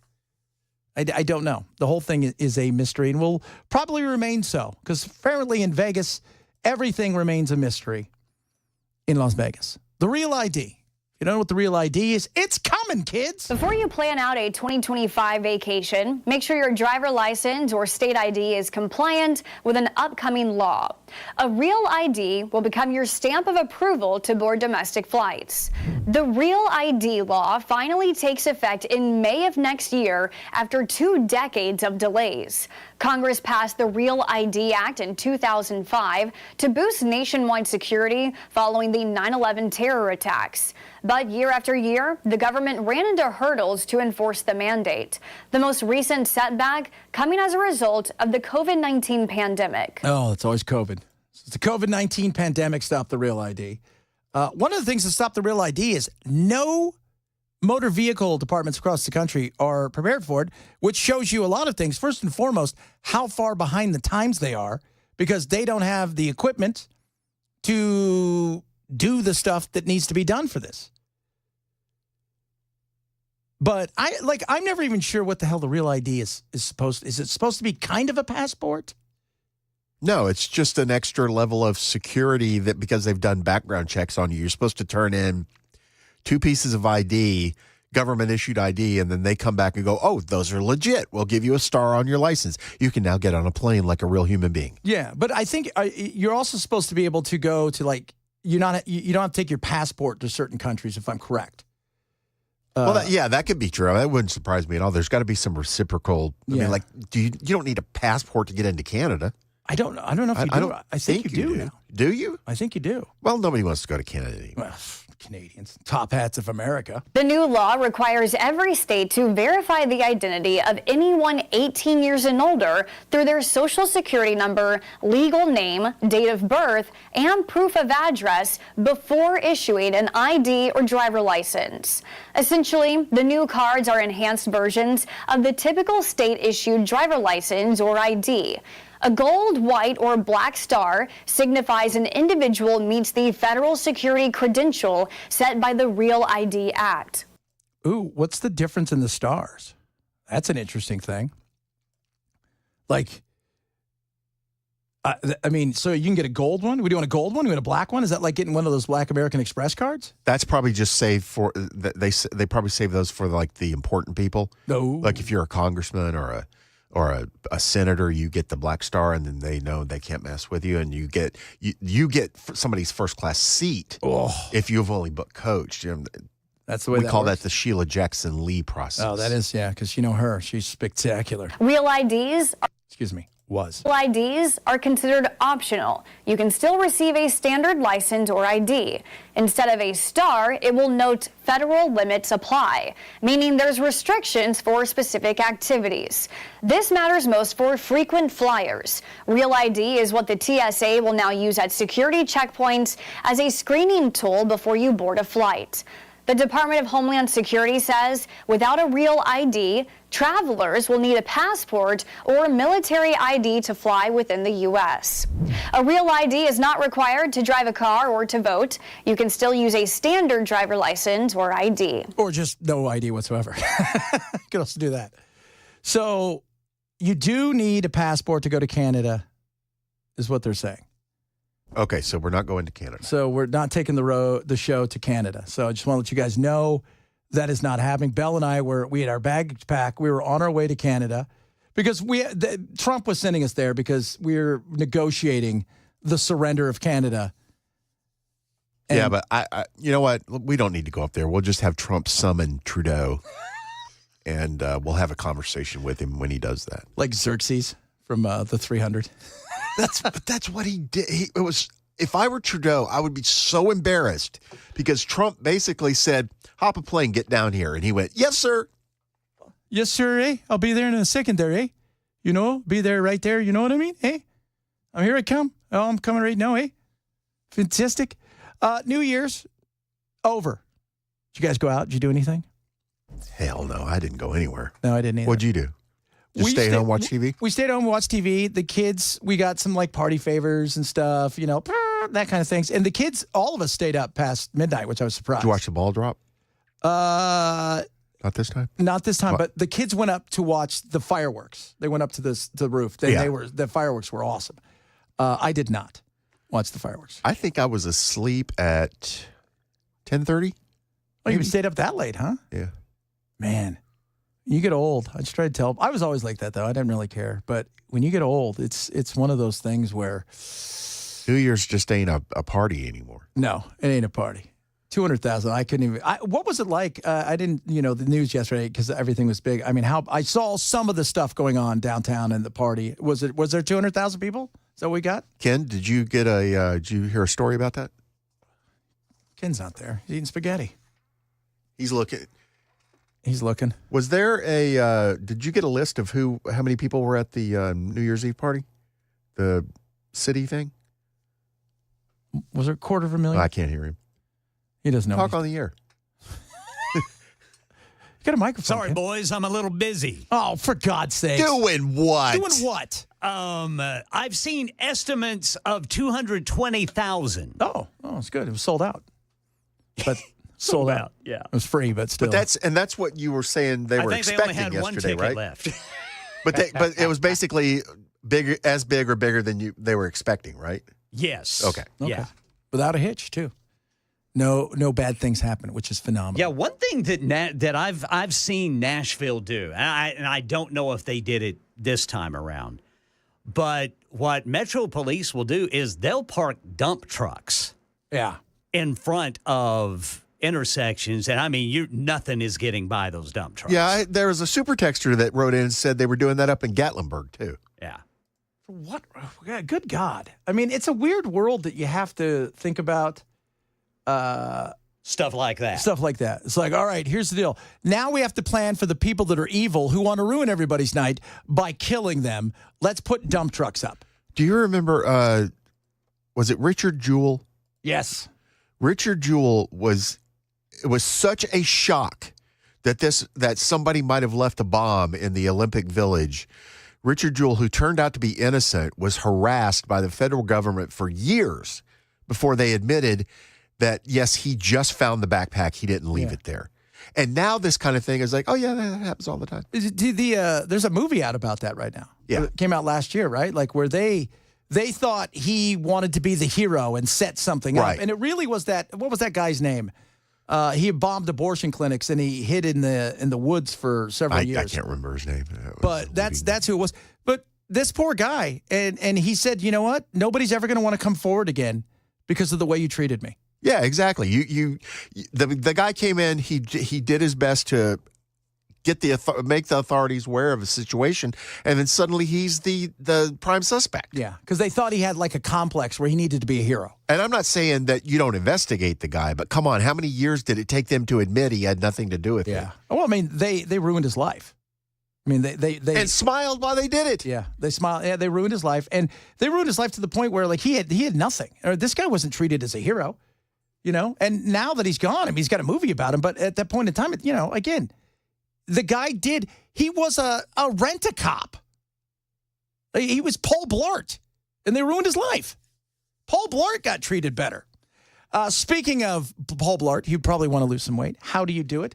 Kids, we're here to help you because we, too, are on a journey of getting fitter. There's nothing new about making a New Year's resolution. Whether you want to eat better, exercise more, or quit smoking, chances are it's been tried before by other well-intentioned people. The Pew Research Center estimates around 30% of Americans make at least one New Year's resolution. But what's surprising is how quickly the enthusiasm behind the desire for change loses its steam. Yes, it does. Now, next Friday, is the day to lose the steam when it comes to your New Year's resolution. Is it true that most people quit their New Year's resolutions in January? Let's verify. Our sources are the Fisher College of Business at Ohio State University, the National Institutes of Health Archives, and the Pew Research Center. The problem comes when a goal lacks immediate gratification or is unrealistic to achieve in a set amount of time. Studies show only 9% of Americans who make resolutions keep them. Research also finds 23% of people quit their resolutions by the second Friday in January, a day actually known as Quitter's Day. Quitter's Day. Are you a quitter? How many of you have already broken your resolution or whatever it is? First of all, it's got to be goals. And one of the things that she talked about there is because they went and researched all of these, people who've been successful. Why are you successful? They did this big thing. People set unreal expectations. And then when it doesn't happen immediately, it's like, I did four crunches and I don't see anything changing. I don't look like David Beckham, so I'm out. I'm just going to go have a sandwich. You've got to be realistic. Yes, if you do make a New Year's resolution, reputable research suggests it will fail within the first month, and for some, by Quitter's Day. Now, for some encouraging news. The Fisher Business School also found 4 specific reasons why people fail to keep their New Year's resolutions and how to avoid those pitfalls. First, resolutions are often made out of tradition or peer pressure. Instead, choose something you're sincerely wanting to change. When it's personal to you, your motivation will be higher. Next, obstacles often get in the way. Knowing you'll face them raises the chances you'll persevere. Goals that are too broad should be broken down into chunks, giving you faster wins to celebrate along the way. Finally, a lack of accountability can derail your plans. Studies show when people write down their goals and set up ways to be held accountable for them, they're twice as likely to achieve them. That's it. And that's why Ken and I are accountability partners, accountability buddies. Accountability buddies. For Bell in his rehab. Is that from Ted? It might have been. Accountability buddies. So funny, though. It's what you need. It's what you need. Like, you got to write stuff down that's realistic. Because otherwise, it's just a wish, right? You know what they say? In one hand and wish in the other. See which one fills up faster. It's that thing. It's not hard. But we want you guys to stay on track, right? Because that's what we're trying to do. Like all of us. Like, who can't lose 15, 20, 30, 100 pounds, right? Like you got to get out there. Maybe don't drink as much. Maybe don't do. But it's all about, in moderation, realistic goals. That's what we do here, kids. That's what we do here. Several of you have chimed in. Eric Rudolph was that guy who bombed the abortion places. And he was the one, I think, who placed it there. God, I remember when that happened. That poor, here's this guy, Richard Jewell, and they just destroyed his life. Doing his job as a security agent. As a security guard. And he gets accused of being the bomber. As a security guard. Again, a guy ruined his life, and Clint Eastwood did direct the movie. So if you have a chance, I think it's on Netflix. Check it out. But they did, man. They destroyed that guy's life. And all he tried to do is his job and save people. And they thought he had a hero complex. And part of that has to also go with the fact that in situations, when you're in law enforcement, what do people in the public demand? Catch the bad person. So they're willing to throw somebody under the bus to save their hide. Even if they know it's not true at times, because it's about the publicity of it. My name's Chad Benson. If you're missing any show, grab the podcast. Check out all of the stuff we're doing. We're on YouTube. I think we're on Rumble. We're on Twitch, right? We're on the old Twitch. Twitch, Twitter, Facebook, and YouTube. Yeah, so go check it out, right? Grab our podcast as well. This is the Chad Benson Show, Super Talk 99.7.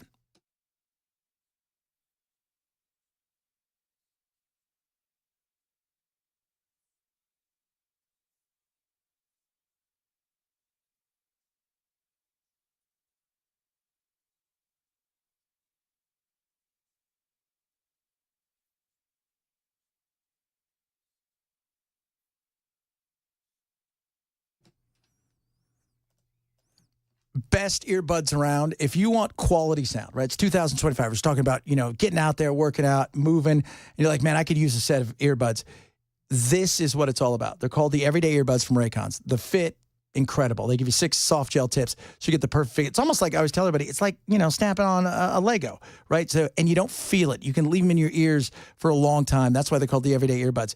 If you want premium audio to go with it, this is what they deliver. It is incredible. They've got things like active noise cancellation, which is awesome. It means you go. They've also got awareness mode, so you can hear what's going on around you, but you can also still hear what's coming out of your earbuds. Isolation mode, where you can hyper-focus on whatever it is you need and keep all of the noise out. It's incredible. 8 hours of talk time, 32 hours of battery life, best fit, best feel, premium auto, won't break the bank. Right now, save 15% site-wide and get the best earbuds around with a 30-day happiness guarantee. Go to buyraycon.com/Chad today. Buyraycon.com/Chad. Buyraycon.com/Chad.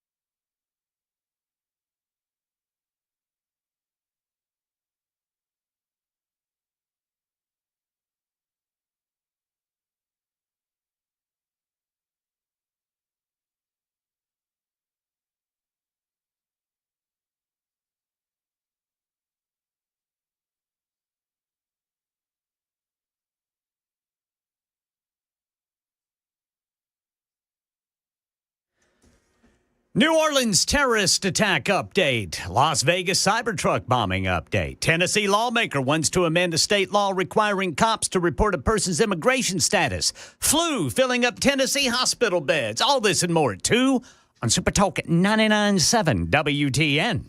Man, it's nuts out there. I was just talking to a couple of people in the hallways, and they're like, man, you guys got a lot to talk about. Yeah, but it's not fun. It's not good. Death and destruction is not a way you want to start off the year. It's not fun stuff, dude. No, man. It's like, it's like some dude kills himself, then blows his cyber truck that he rented up. You got another person who's plowing down people. This is not the way you want to start everything. Yeah, it's like we had this huge high point with the Trump win in the election. The Republicans kept the House. They took over the Senate. And now we have to deal with this. It's like we went from just a super, super high to a super low. Yeah. Quickly. And I hear a lot of people like, well, wait till Trump gets in. Look, the damage when it comes to the immigration side of stuff, that's already happened. It's how can you mitigate that? How do you get ahead of it?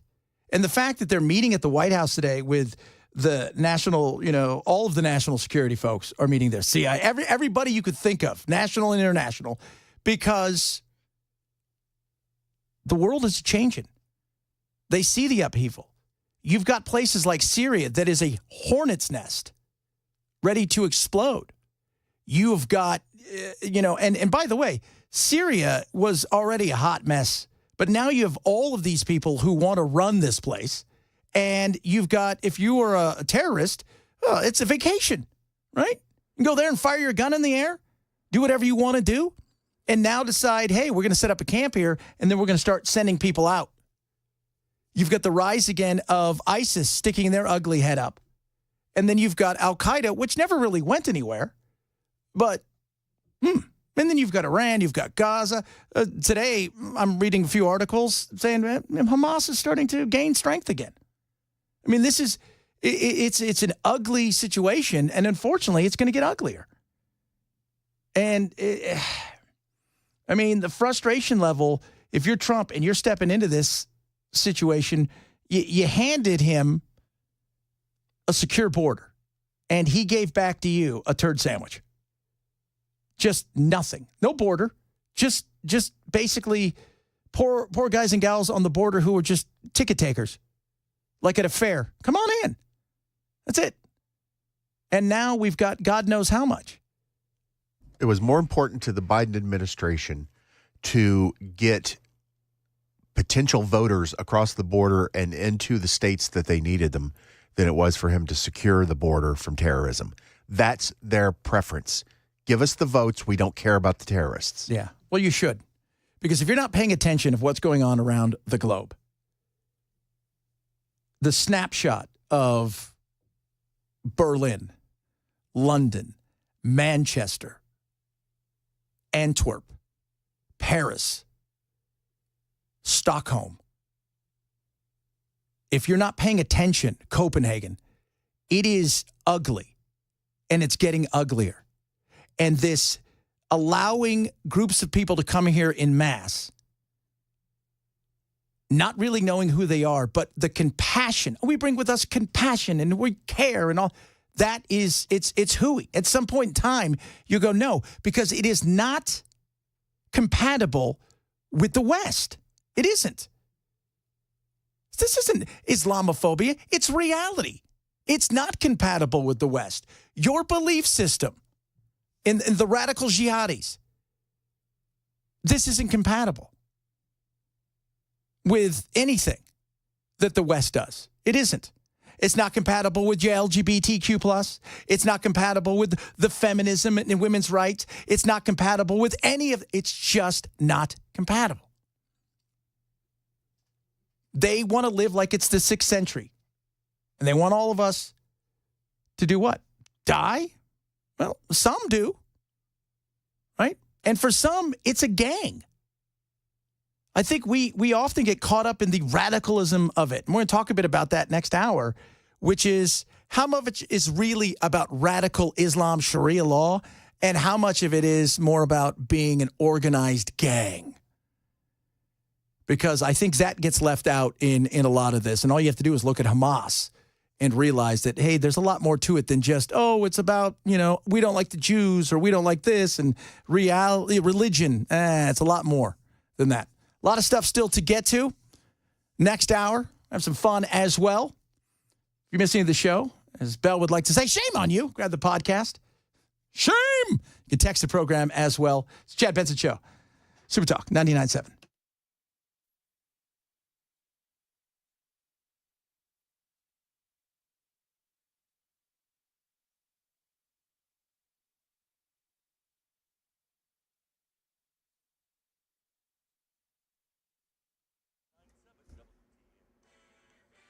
2 o'clock on the dot. I'm Ken Weaver with your top stories. Again, got an injury crash reported Charlotte Pike at White Bridge Pike. Then a disabled vehicle blocking the right lane, 24 eastbound right near the Antioch Pike overpass.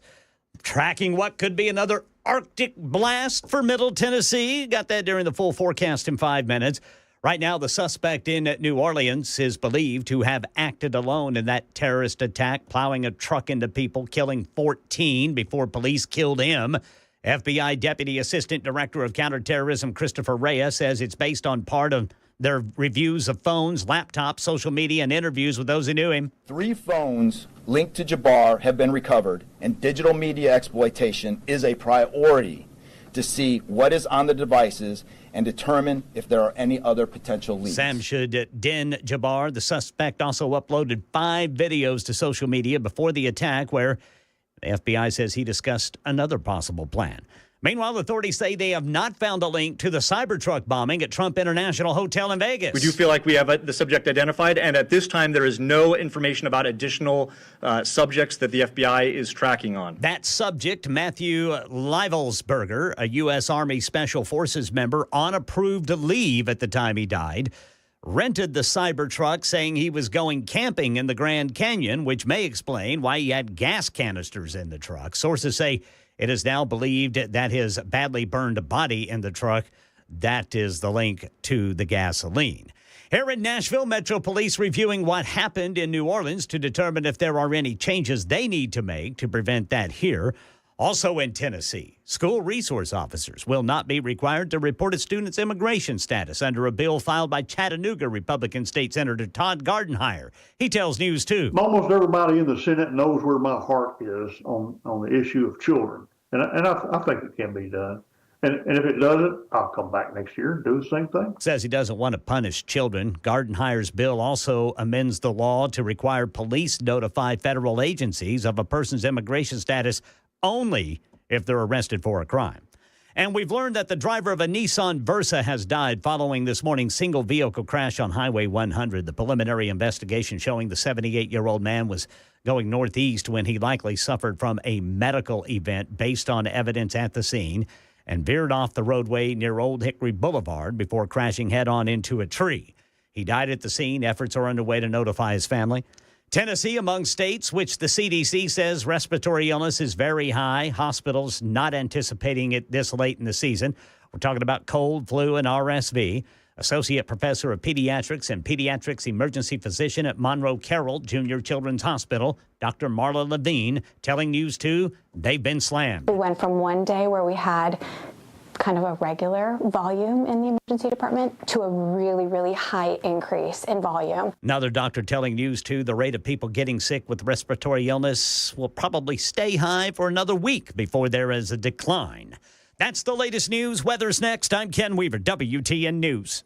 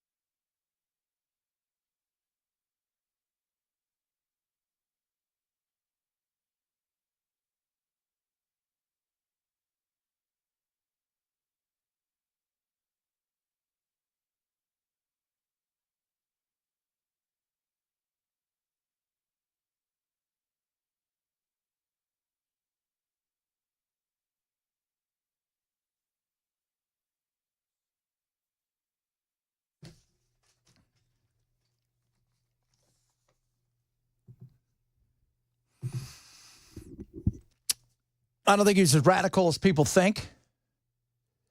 I think this guy that killed all the people in New Orleans definitely was an act of terrorism, and he'd become as radicalized, and it was an inspiration. But I think a vast majority of why he was doing it had a lot to do with the fact that he was a loser. I mean, it's like straight, like if you're winning in life, you're not like, hey, Belle, go blow yourself up down the street. You're like, but I'm winning. No.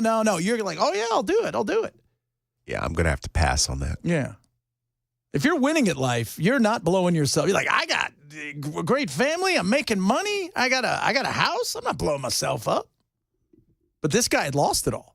So it makes it easier, right, to blow yourself up, to kill yourself, to go out with a bang. And this guy he's the kind of guy, when you read about him, everything he touched in life turned to crap. Everything.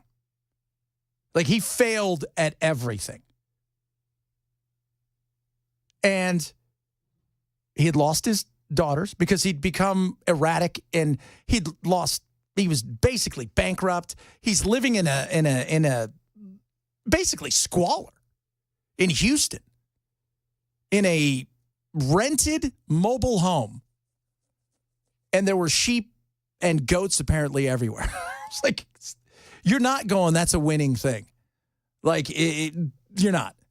And somewhere along the line, his frustration started to come out, and then people cued in on it. And I think the thing is, we talk about this radical Islam, and the fact is, the Sharia, the radical, it's not compatible with the West. It's just not. None of it is compatible with what's going on. Our freedoms, the things we have, none of it is compatible. It's just, no. But how many of them really believe it in the uppers? Probably not as many as you think. It's a gang. That's what these are. They're a gang. They use fear and intimidation to try to get the things they want, to spread their territory. They pick on people who have nothing and give them the opportunity to be part of something. And they profit off of it. Al-Qaeda's got tons of money, not as much as they used to. ISIS got destroyed, but do you think they have no money? Of course they've got money. They're a gang as much as they are anything else. Now, I'm not saying there's not true believers, but like true believers in the upper ranks, like the guys from Hamas, do you think they're true believers? Well, if they are, why are they living in Qatar? Why are they worth billions of dollars? Because it's a means to an end. It's a means to an end. And it isn't until the heat gets really hot that you start to realize that. That's the sad thing, is these people are easily taken advantage of. And some of them buy into it because they don't like the West. Like I said, it's not compatible. Like if you're a fan of being an ally with the LGBT community, yeah, you better keep that quiet. You better just shh on that one.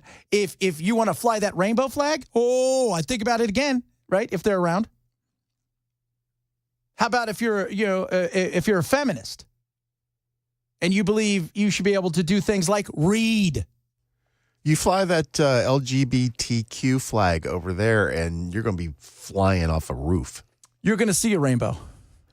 You're definitely going to. Yeah, as you pass by it on the way to the ground. It's just not compatible. But what they look for are people like this guy. That's how they radicalize them, right? Like I said, if your life is great, like if you're just killing it, it's like, I got a girlfriend, I got a great life, my life is, I got kids, I'm doing all this stuff. Nobody is going to, hey, you know what you should do? You should blow yourself up. Well, if you're so into it, why don't you blow yourself up? Oh, I don't want to do that. No, of course you don't. But if you can pick out somebody whose life sucks, who's disenfranchised, who's lonely, who doesn't seem to have anything going for them, and you can get them to slowly but surely start to listen to you, you start pulling them, you start promising them, you start making them part of something that they're not, well, then you've got a win. The brother of the killer and terrorist the other night, speaking out. The brother of the suspect in the New Orleans attack is speaking out, telling ABC News in an interview he is in shock. Abdur Jabbar said his half-brother, now accused of mowing down 14 people on New Year's Day, was, quote, loving, was a sweetheart. But Abdur said his half-brother was isolated. Just not having anybody else to maybe talk to, maybe express his viewpoints. Something he believes could have led him to commit this crime. The dude was a loser, and he was lonely, and he had nothing. And he had ostracized himself from his kids. His family didn't want anything to do with him. He even talked about killing his family. This guy was exactly what they're looking for. It's like a gang. Like street gangs don't go and get the kids that got moms and dads and their lives are great. You go find a street gang, 99.9% of them are people that come from broken homes with nothing, and they offer them something. It's the same thing here. And some of them, they get to be who are true believers. But a lot of them, they're believing only because they're pushed into the radicalness of this want. Like, I need something. Like, this guy needed, because he had nothing. I mean, his kid's taken away from him. He was desperate. And so it was easy. Now, the question is, how long was he radicalized for? Was it months? Was it years?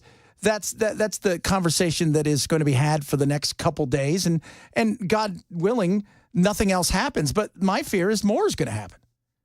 This is a lady who is absolutely brilliant. And she was in the CIA. And she was on with Sean Ryan. She works with him. And she produces a newsletter. You can go check it out. Her name is Sarah Adams, talking about how many of them are here, meaning Al-Qaeda, ISIS, things of that nature. I just want to clarify.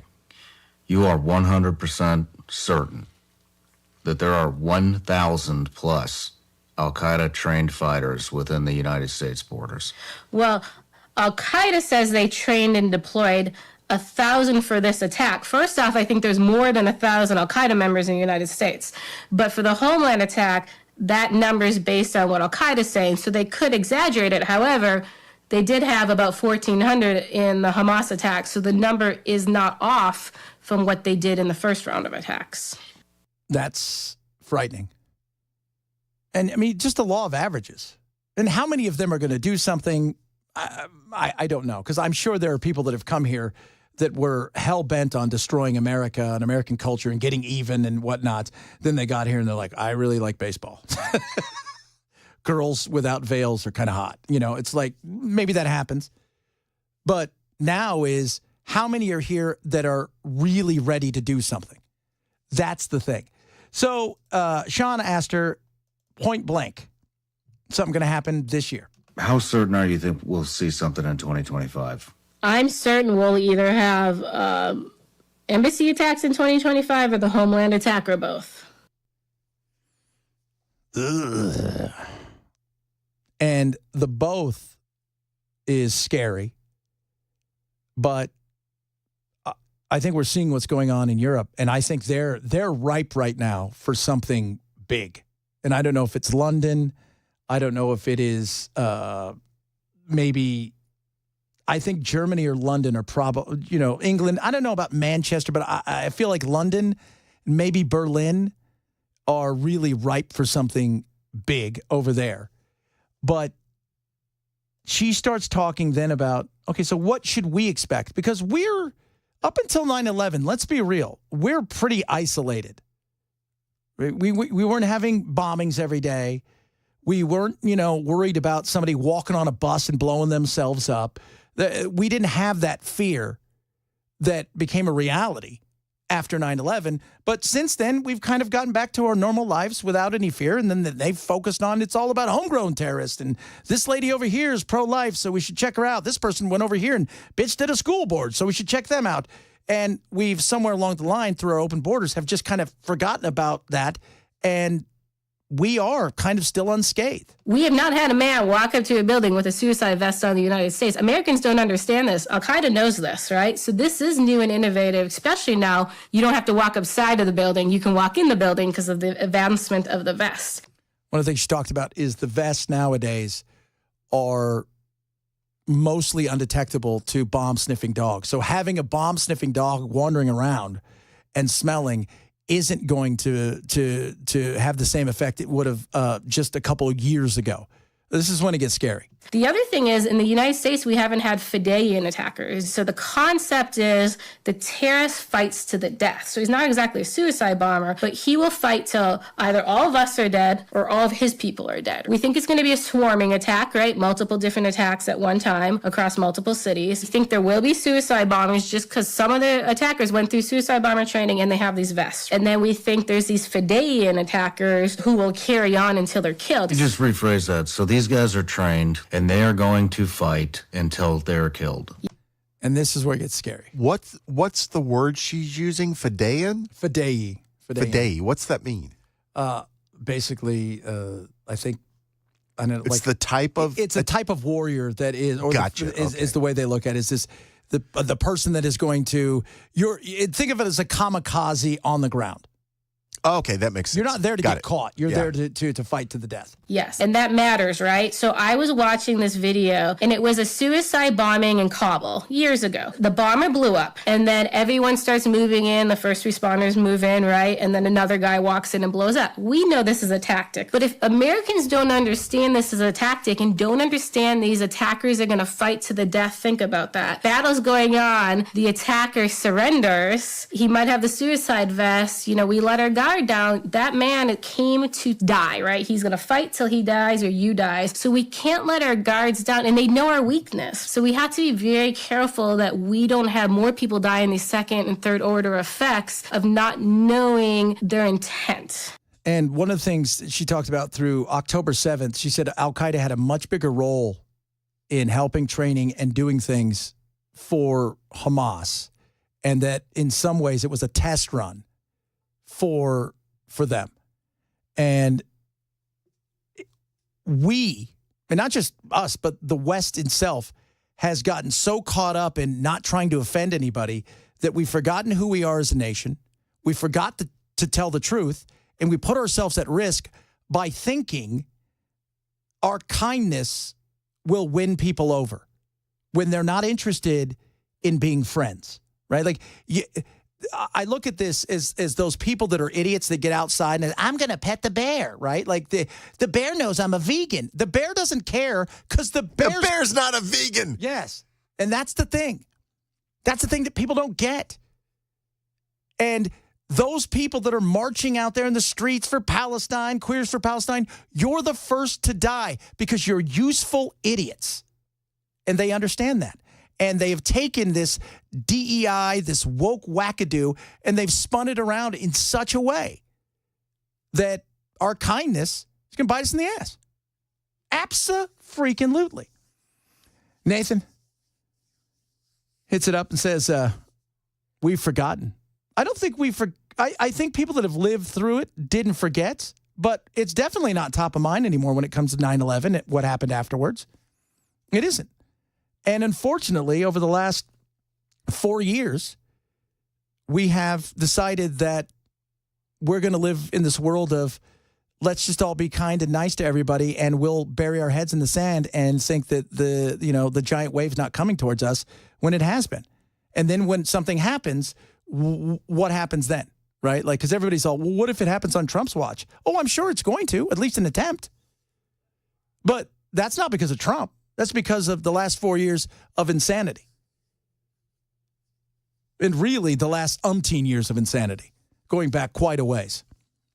Diversity, I say this over and over again, is not a strength. Commonality is the strength. We have to talk about that more and more. My name is Chad Benson. If you're missing the show, Bell says, shame on you. Coming up, a lot more on this. What about that dude in Vegas? Was he just a nut job? We'll talk a little bit about that. Blew up the Tesla truck. It's funny that the truck blew up, but not the way the guy. That's my favorite part of the story is the fact that he tried to blow up an electric car And the design on the electric car means that all the force is going to go through the roof as opposed to the sides. Yeah. And it totally ruined his attempt, which is just poetic justice. Poetic justice. It's got a new selling point for our band, Elon Musk there. It is the Chad Benson Show at Super Talk 99.7.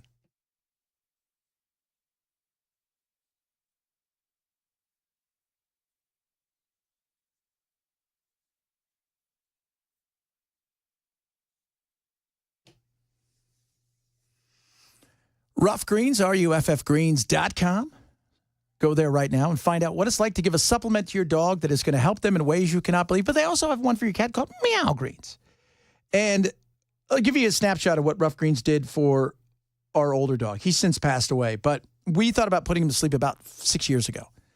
And Dr. Dennis Black, the naturopathic doctor who formulated Rough Greens, this supplement, said, Chad, try this. And I said, all right. And we started putting it on his food. He had trouble walking.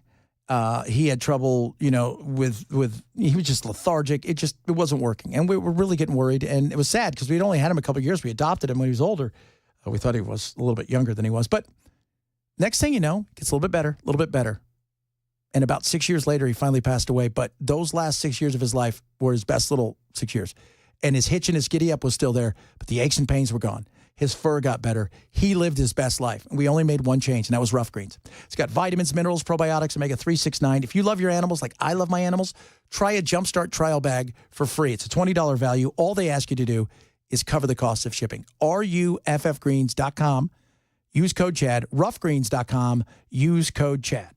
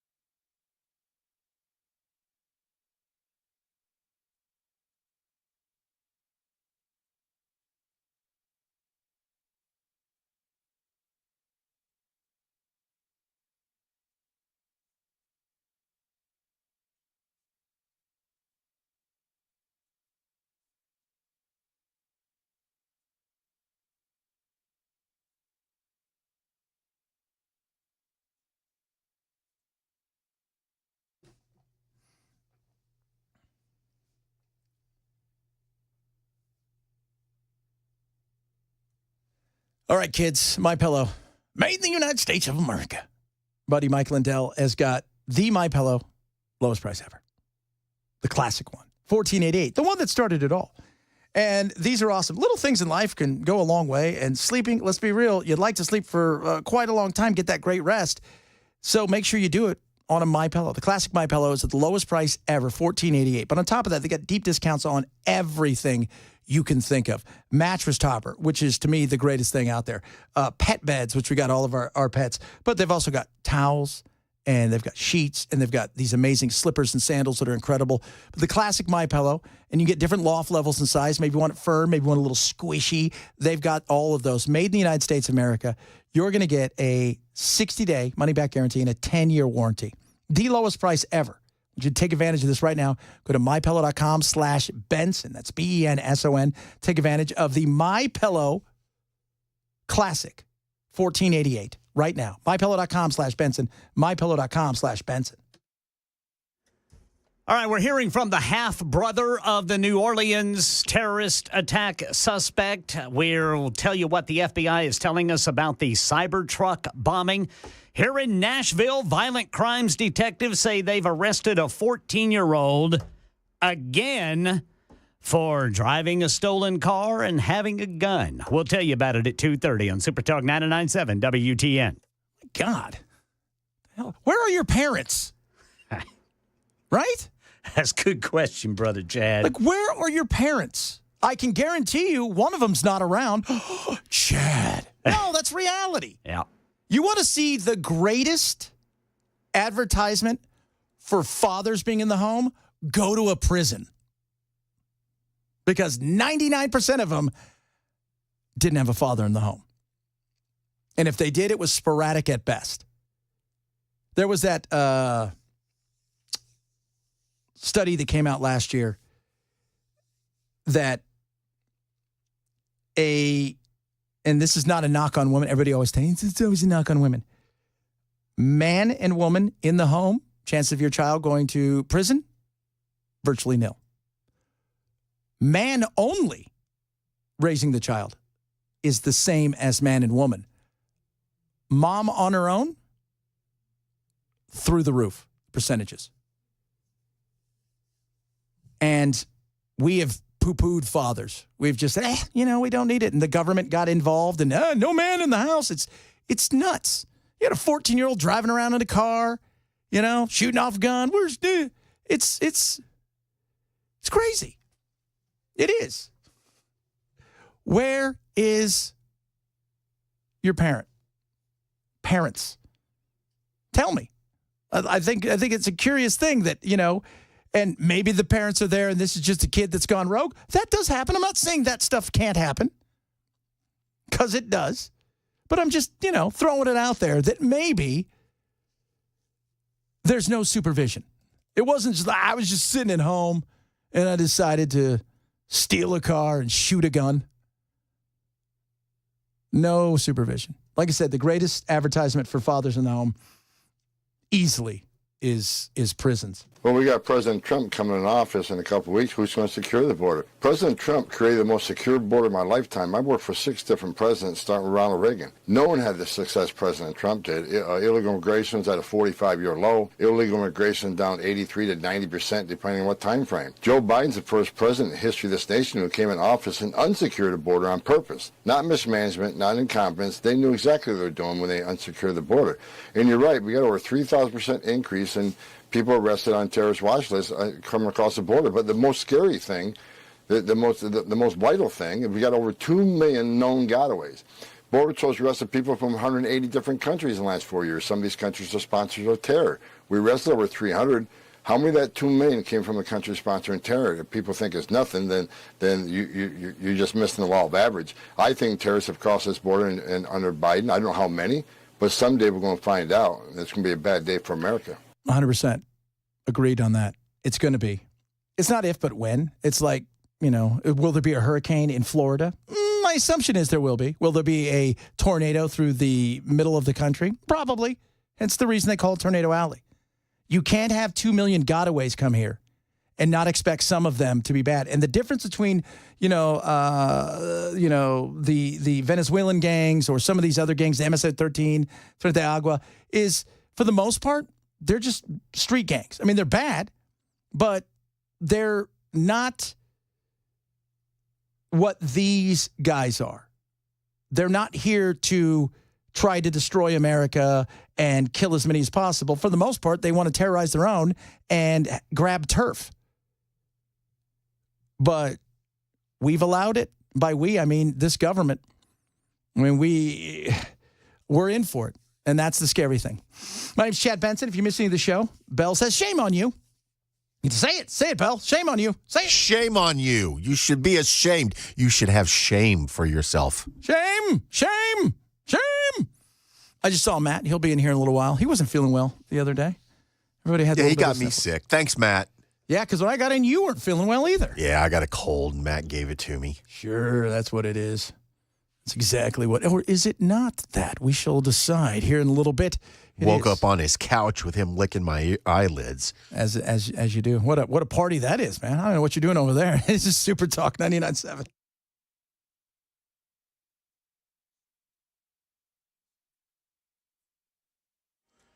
.2:30 on the dot. I'm Ken Weaver with your top stories. We're tracking what could be an Arctic blast headed toward Middle Tennessee. Full forecast in 5 minutes. The half-brother of the New Orleans terrorist attack suspect says he's in shock and that Shamu Jabar was loving and would never hurt a fly. 24-year-old Jabar, speaking from his home in Texas, says he thinks isolation might have been a contributing factor. Just not having anybody else to maybe talk to, maybe express his viewpoints or anything, you know. Maybe just him being alone with his own thoughts, you know. The FBI says Jabar, who was killed in the shootout, posted videos on social media proclaiming his support for ISIS. As for the Vegas Cybertruck bombing, FBI Special Agent in Charge Spencer Evans says they're still searching for a motive. It's not lost on us that it's in front of, of the Trump building, that it's a Tesla vehicle. But we don't have information at this point that definitively tells us or suggests it was because of this particular ideology or any of the reasoning behind it. Officials say Matthew Livelsberger apparently died of a self-inflicted gunshot wound to the head right before the blast. And here in Nashville, Metro Police say they're reviewing what happened in New Orleans to determine if there are any changes they need to make to prevent that here. Overnight in Nashville, violent crimes detectives say they arrested a 14-year-old who, after bailing out of a stolen car they had to stop with spike strips, tossed a handgun away right before he was caught. They didn't get any of the passengers who were running away with the kid. This kid was arrested last January when he was 13 for vehicle theft and evading arrest. Then in September, police say he had a gun when they arrested him after crashing a stolen car on Gallatin Pike at Shelton Avenue in East Nashville. That's the latest news. Weather's next. I'm Ken Weaver, WTN News.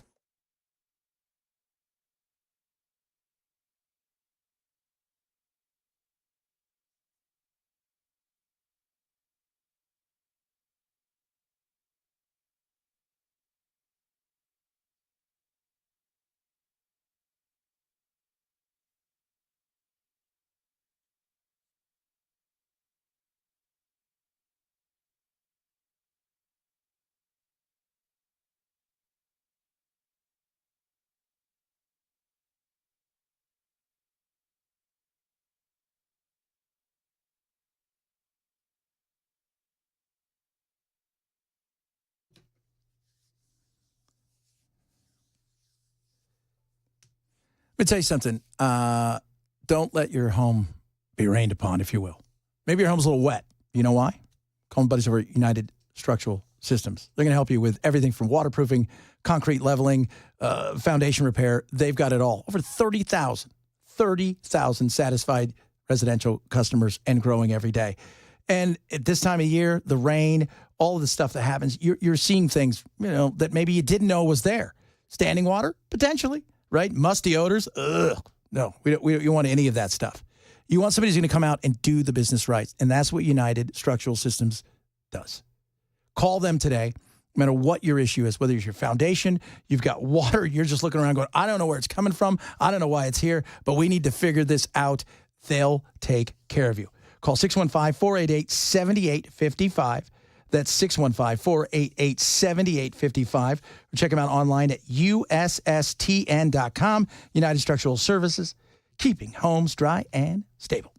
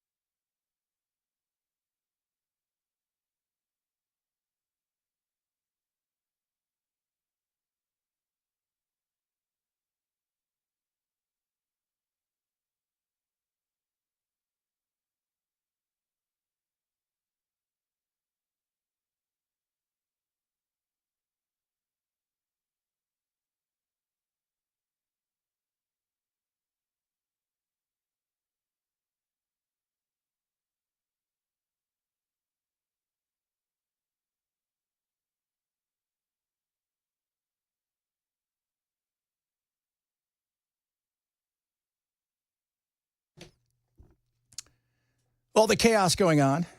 Tomorrow, there'll be a vote. Speaker of the House. Now, the Republicans love to ruin their own fun. And they could be in for that. I don't know what's going to happen with Mike Johnson.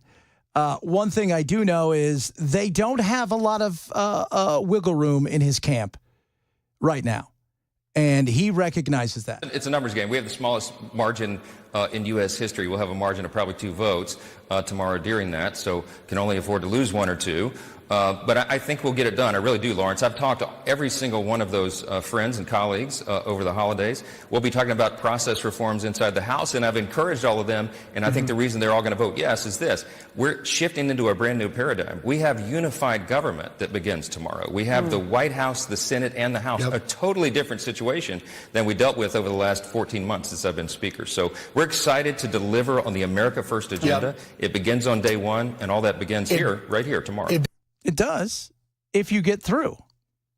The question is, can you get through? Because Trump's taking office here in 17 and a half days. And the last thing you want to be is a clown show where you don't have a speaker. Maybe it goes into the weekend. And lo and behold, you put yourself in a position where everything's kind of gone a little bit sideways and there isn't that unifying feeling. Trump wants all of the flow. Wouldn't you? Right? And absolutely you would. But Republicans have kind of done this to themselves. Some people are fiscal hawks. That's fantastic. I would love if we got spending under control. But here's the thing. Republicans, you guys spend out of control too. A vast majority along the way, you just said, and we don't care anymore. We'll print more money. We'll kick it down the road to our grandkids. We don't care. So what do you do? Because there are a few people out there that are not quite sure about Mike. And I understand that. But let's just say you're not really sure about Mike. What's the alternative? Because it's easy to go, I don't like that. But when you don't have an alternative, when you don't have a solution, you're just griping.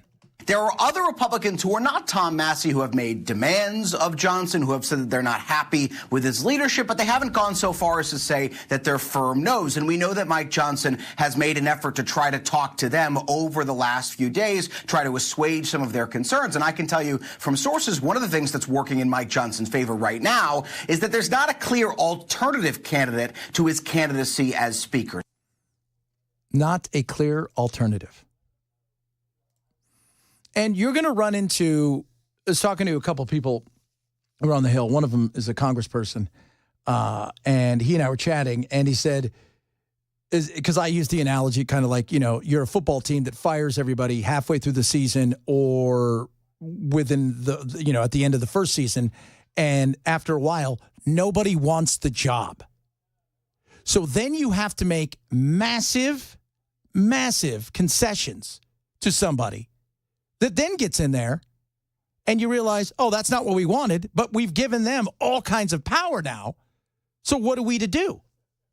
Ooh, that's not good. You got the point where could Matt Gaetz make a return? One more thing to keep an eye on. If Matt Gaetz shows up, who's resigned his seat but could technically still make an argument that he could take his seat in this upcoming 119th Congress, that would mean if he's a yes on Johnson, Johnson could only afford to lose 2 Republican votes, and that might work in his favor, although I spoke with a source close to Gaetz who says it doesn't look likely that Gaetz is going to show up tomorrow, but it's Matt Gaetz, so you just really never know. Just be smart. And you don't have to love him, but if you don't have an alternative, and some of it you're playing some hardball because you want something in there, right? And some of it is you want to be a celebrity. You're that person that's always a contrarian, and we can be frustrated. I mean, we should all be frustrated. But they don't get anything done, which at times is pretty good. I mean, I'm okay with that. You don't always have to get something done because usually when they're getting something done as a team, it means they're spending more of our money in a wasteful way. That being said, you've got everything now like you've never had it. You've got an opportunity to open some stuff up. You should have some unification here as you move into stuff. And you're at a thin razor edge. I mean, we're talking super thin. You can lose one and have somebody who votes present, which is the thought that might happen tomorrow. We're going to get this done. Look, I'm humbled and honored to have President Trump's endorsement for the role again, as well as the endorsement of leaders across the conservative spectrum and the Republican Party, all of my colleagues that are standing with us, and we will get this done. Look, the things that we're talking about this morning are an illustration that we live in very serious times. We cannot afford any palace drama here. We have got to get the Congress started, which begins tomorrow, and we have to get immediately to work. We have to certify the election of President Donald J. Trump on January 6th, on Monday. And we have many important things pressing on us right now. So there's no time to waste. We have to stay unified. The American people gave us a mandate. You know, President Trump got 77 million votes. We got almost 75 million for House Republicans, the largest number ever. And they have sent us a message that they want us to begin fixing all of this, and we will, and we're excited to do that. Speaker. Well, we'll see if that happens. Again, tomorrow they'll have a vote, but I think he'll get over the line, but I wouldn't be surprised if it goes a little sideways and there'd be some drama. I think you've got some guys out there that are going to vote present just to mess with him a little bit, maybe squeeze him on some issues and things like that. But he's going to get reelected. Well, yeah, because if you had somebody out there, right? Like, so if you've got somebody who wants the job, that's the other thing. A lot of people that you think, oh, that guy would be good, that guy doesn't want the job. Yeah, they don't want to have to mess with the headaches of the day-to-day function of being speaker. Because being a speaker is like hosting a dinner party. These people over here are vegans, but all you have is meat. Then all of a sudden you got somebody else coming, and guess what? The meat went rotten. So what do you have? Well, these people only eat meat, and all you have is carbs, and they don't want any part of that. Then you've got somebody like Belle and I who show up, and all we want to do is eat like a 7-year-old, and you've got steak tartare. And what I am not eating another 7-year-old. Those things are not tender. I just want a hot dog and a Reese's peanut butter cup, right? Like you're not going to make everybody Reese's happy. peanut butter cups. Oh God, I love Reese's peanut butter cups. They're fantastic. And you get to That's a really good point, though. Yeah, you're never going to make everybody happy, and you're going to be dragged away from your job because your job is to make everybody happy. It ain't going to happen. Not the way you think. We move back to the big game tonight because there is a game going on tonight. So yesterday you had 2 games.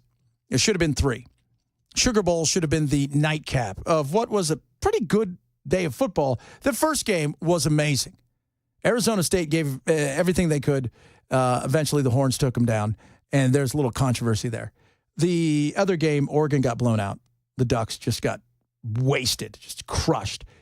Then you were supposed to have Georgia and Notre Dame, which will take place tonight, because that, of course, is in New Orleans. Law enforcement has come to New Orleans in full swing. There's law enforcement everywhere. They felt the hotel was secure enough where Georgia actually came over here to the Superdome yesterday and did do a practice, a light practice in the evening around 6 p.m. local. Notre Dame stayed over at their hotel. They did some practices in ballrooms.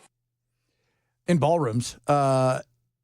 It's just interesting because you've had a day that has been upended. You've got fans that are frustrated because they thought, oh my God, can I get off a day? It's like, what's going on? And then you got people who are terrified. Like, do I go? Do I don't? Well, it's going to be the safest place, right? Like, I don't think you have anything to worry about when it comes to there. But as we've talked about on the show, it's the pre that you worry about. I don't worry about getting in the venue once you're inside there.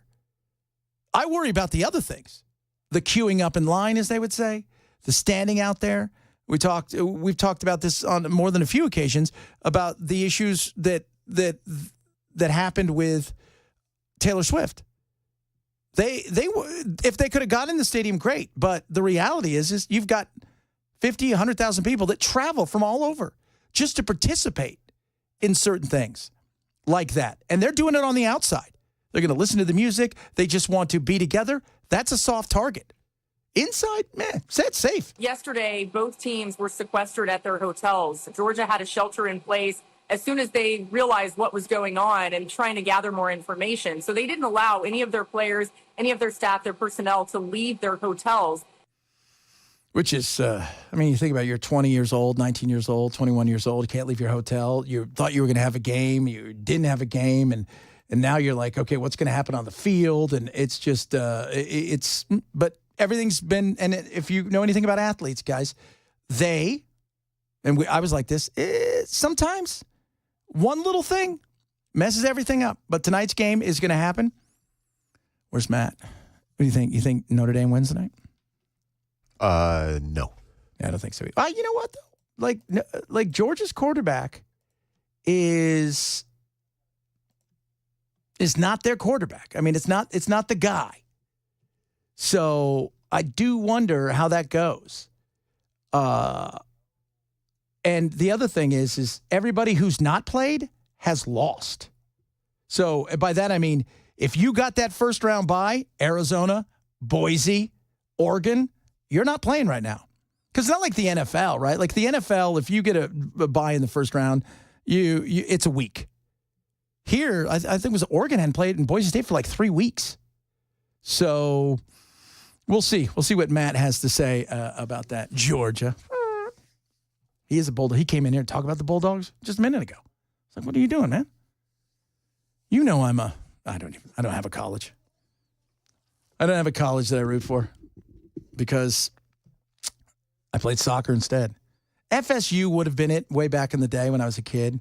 SC, right? Like that was a big deal.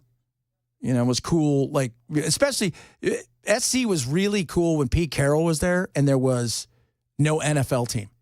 So they were the de facto NFL team, probably getting paid even then. And that was interesting. And yesterday, watching that game was very interesting when it came to what was going on in Arizona State and Texas, because the rumor is that the quarterback for Texas right now, he's going to leave. And NFL is absolutely, he'd probably be a first rounder, Quinn Ewers. The issue for him, he could stay another year, but you've got Arch Manning. And the conventional wisdom for him is maybe stay an extra year and go to Oregon, which apparently is offering him $6 million up front. And I'm watching this and I'm thinking to myself, my God, you know, it's crazy to see what these kids are. It's great. I mean, it's great that they're getting paid, whatever. I got no problem with that name and likeness. It's a bunch of baloney. You guys are just giving them money and they've got to get a handle on it. But you've got then the Kenny Dillingham is the guy that runs ASU, the coach there, really nice guy. He's basically saying, look how good our team is. We got to get them paid. We're the lowest paid team in college sports and football. And I'm like, oh, goodness me. That's where we're at. My name is Chad Benson. If you miss any of the show, shame on you. Grab the podcast. A lot of stuff that we're going to try to squeeze into with Matt. We'll find out what he's doing next. He's had the sniffles, but I think he's a little bit better. We'll do that straight ahead. It's Super Talk 99.7.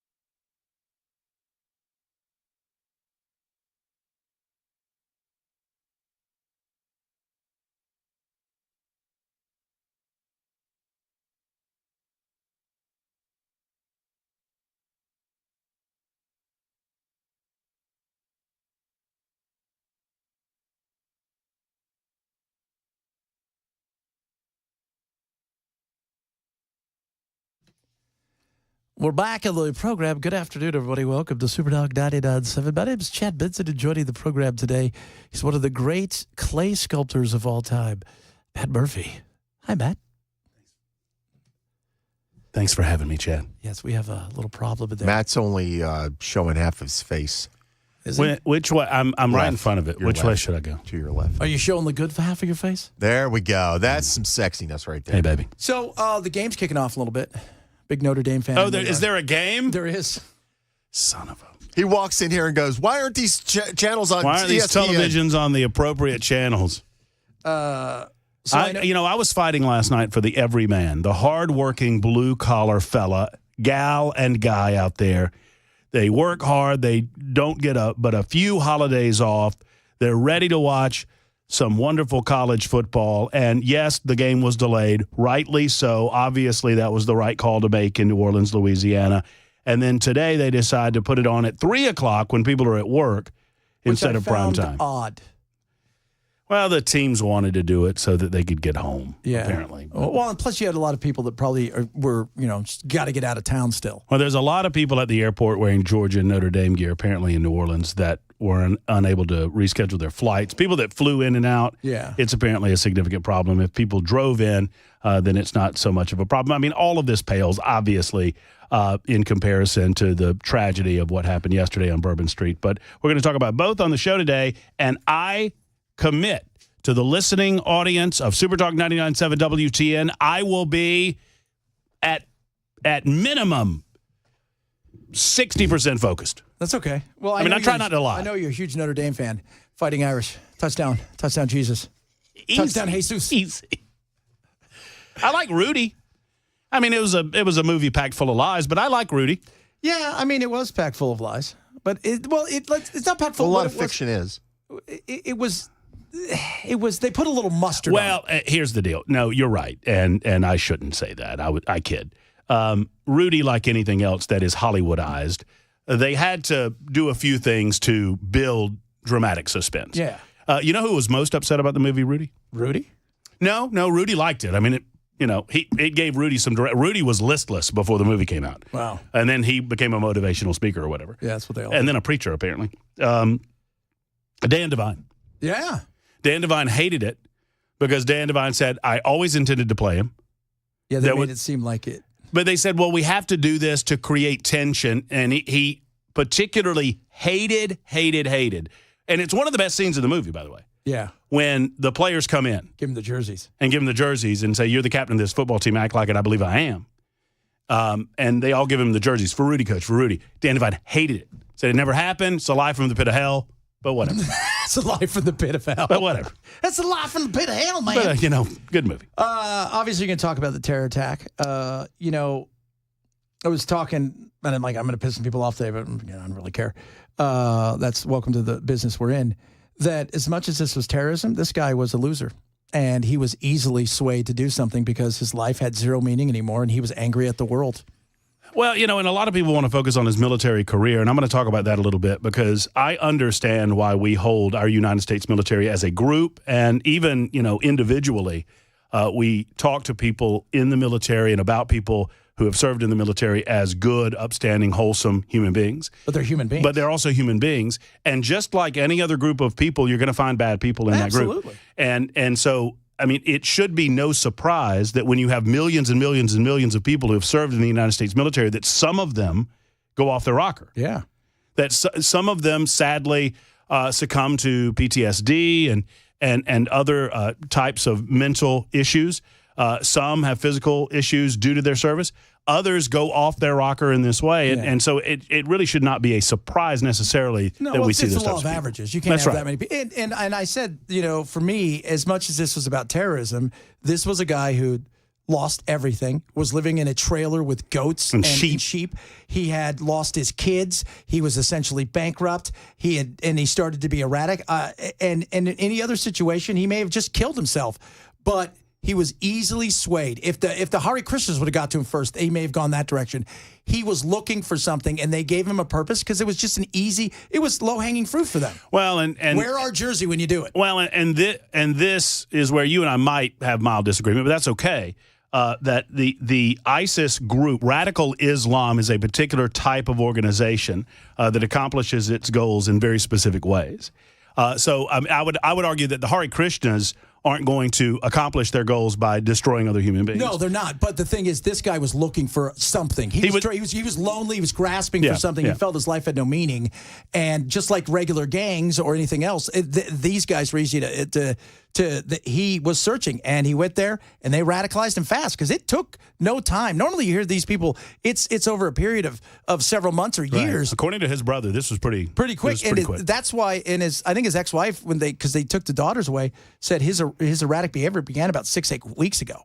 So it wasn't like he'd been Muslim-ish, kind of like right. Muslim light. Yes, exactly. So, and again, it's horrible what he did, and he was inspired, but the direction, were they really? I always felt like they just, by the people I've talked to, my sources, they just said, "Here, wear the jersey if you're going to do it. Good luck to you." For me, this is not necessarily what could be what I consider the big one. Oh, I don't think this is. But this is an absolute warning flag for the United States of America that we better get our crap together. Absolutely. Because there are people in this country right now that want to do bad things to good people. Sarah Adams, I'm telling you guys, go watch that Sean Ryan thing. It's incredible. It's terrifying. Incredible. It's terrifying. It is terrifying. And those are people that know. Absolutely. And she knows big time. Yeah. My name is Chad Benson. If you missed any of the show, Belle says shame on you. Matt is going to maybe watch Everybody knows the your football name. game and probably give you no real entertainment. I'll do some radio. No. You guys keep me busy so I don't have to pay attention to Georgia losing. That's right. He has taped the rest of his show. So good luck to you guys out there. Have a blast rest of your day. It's the Chad Benson Show, Super Talk 99.7.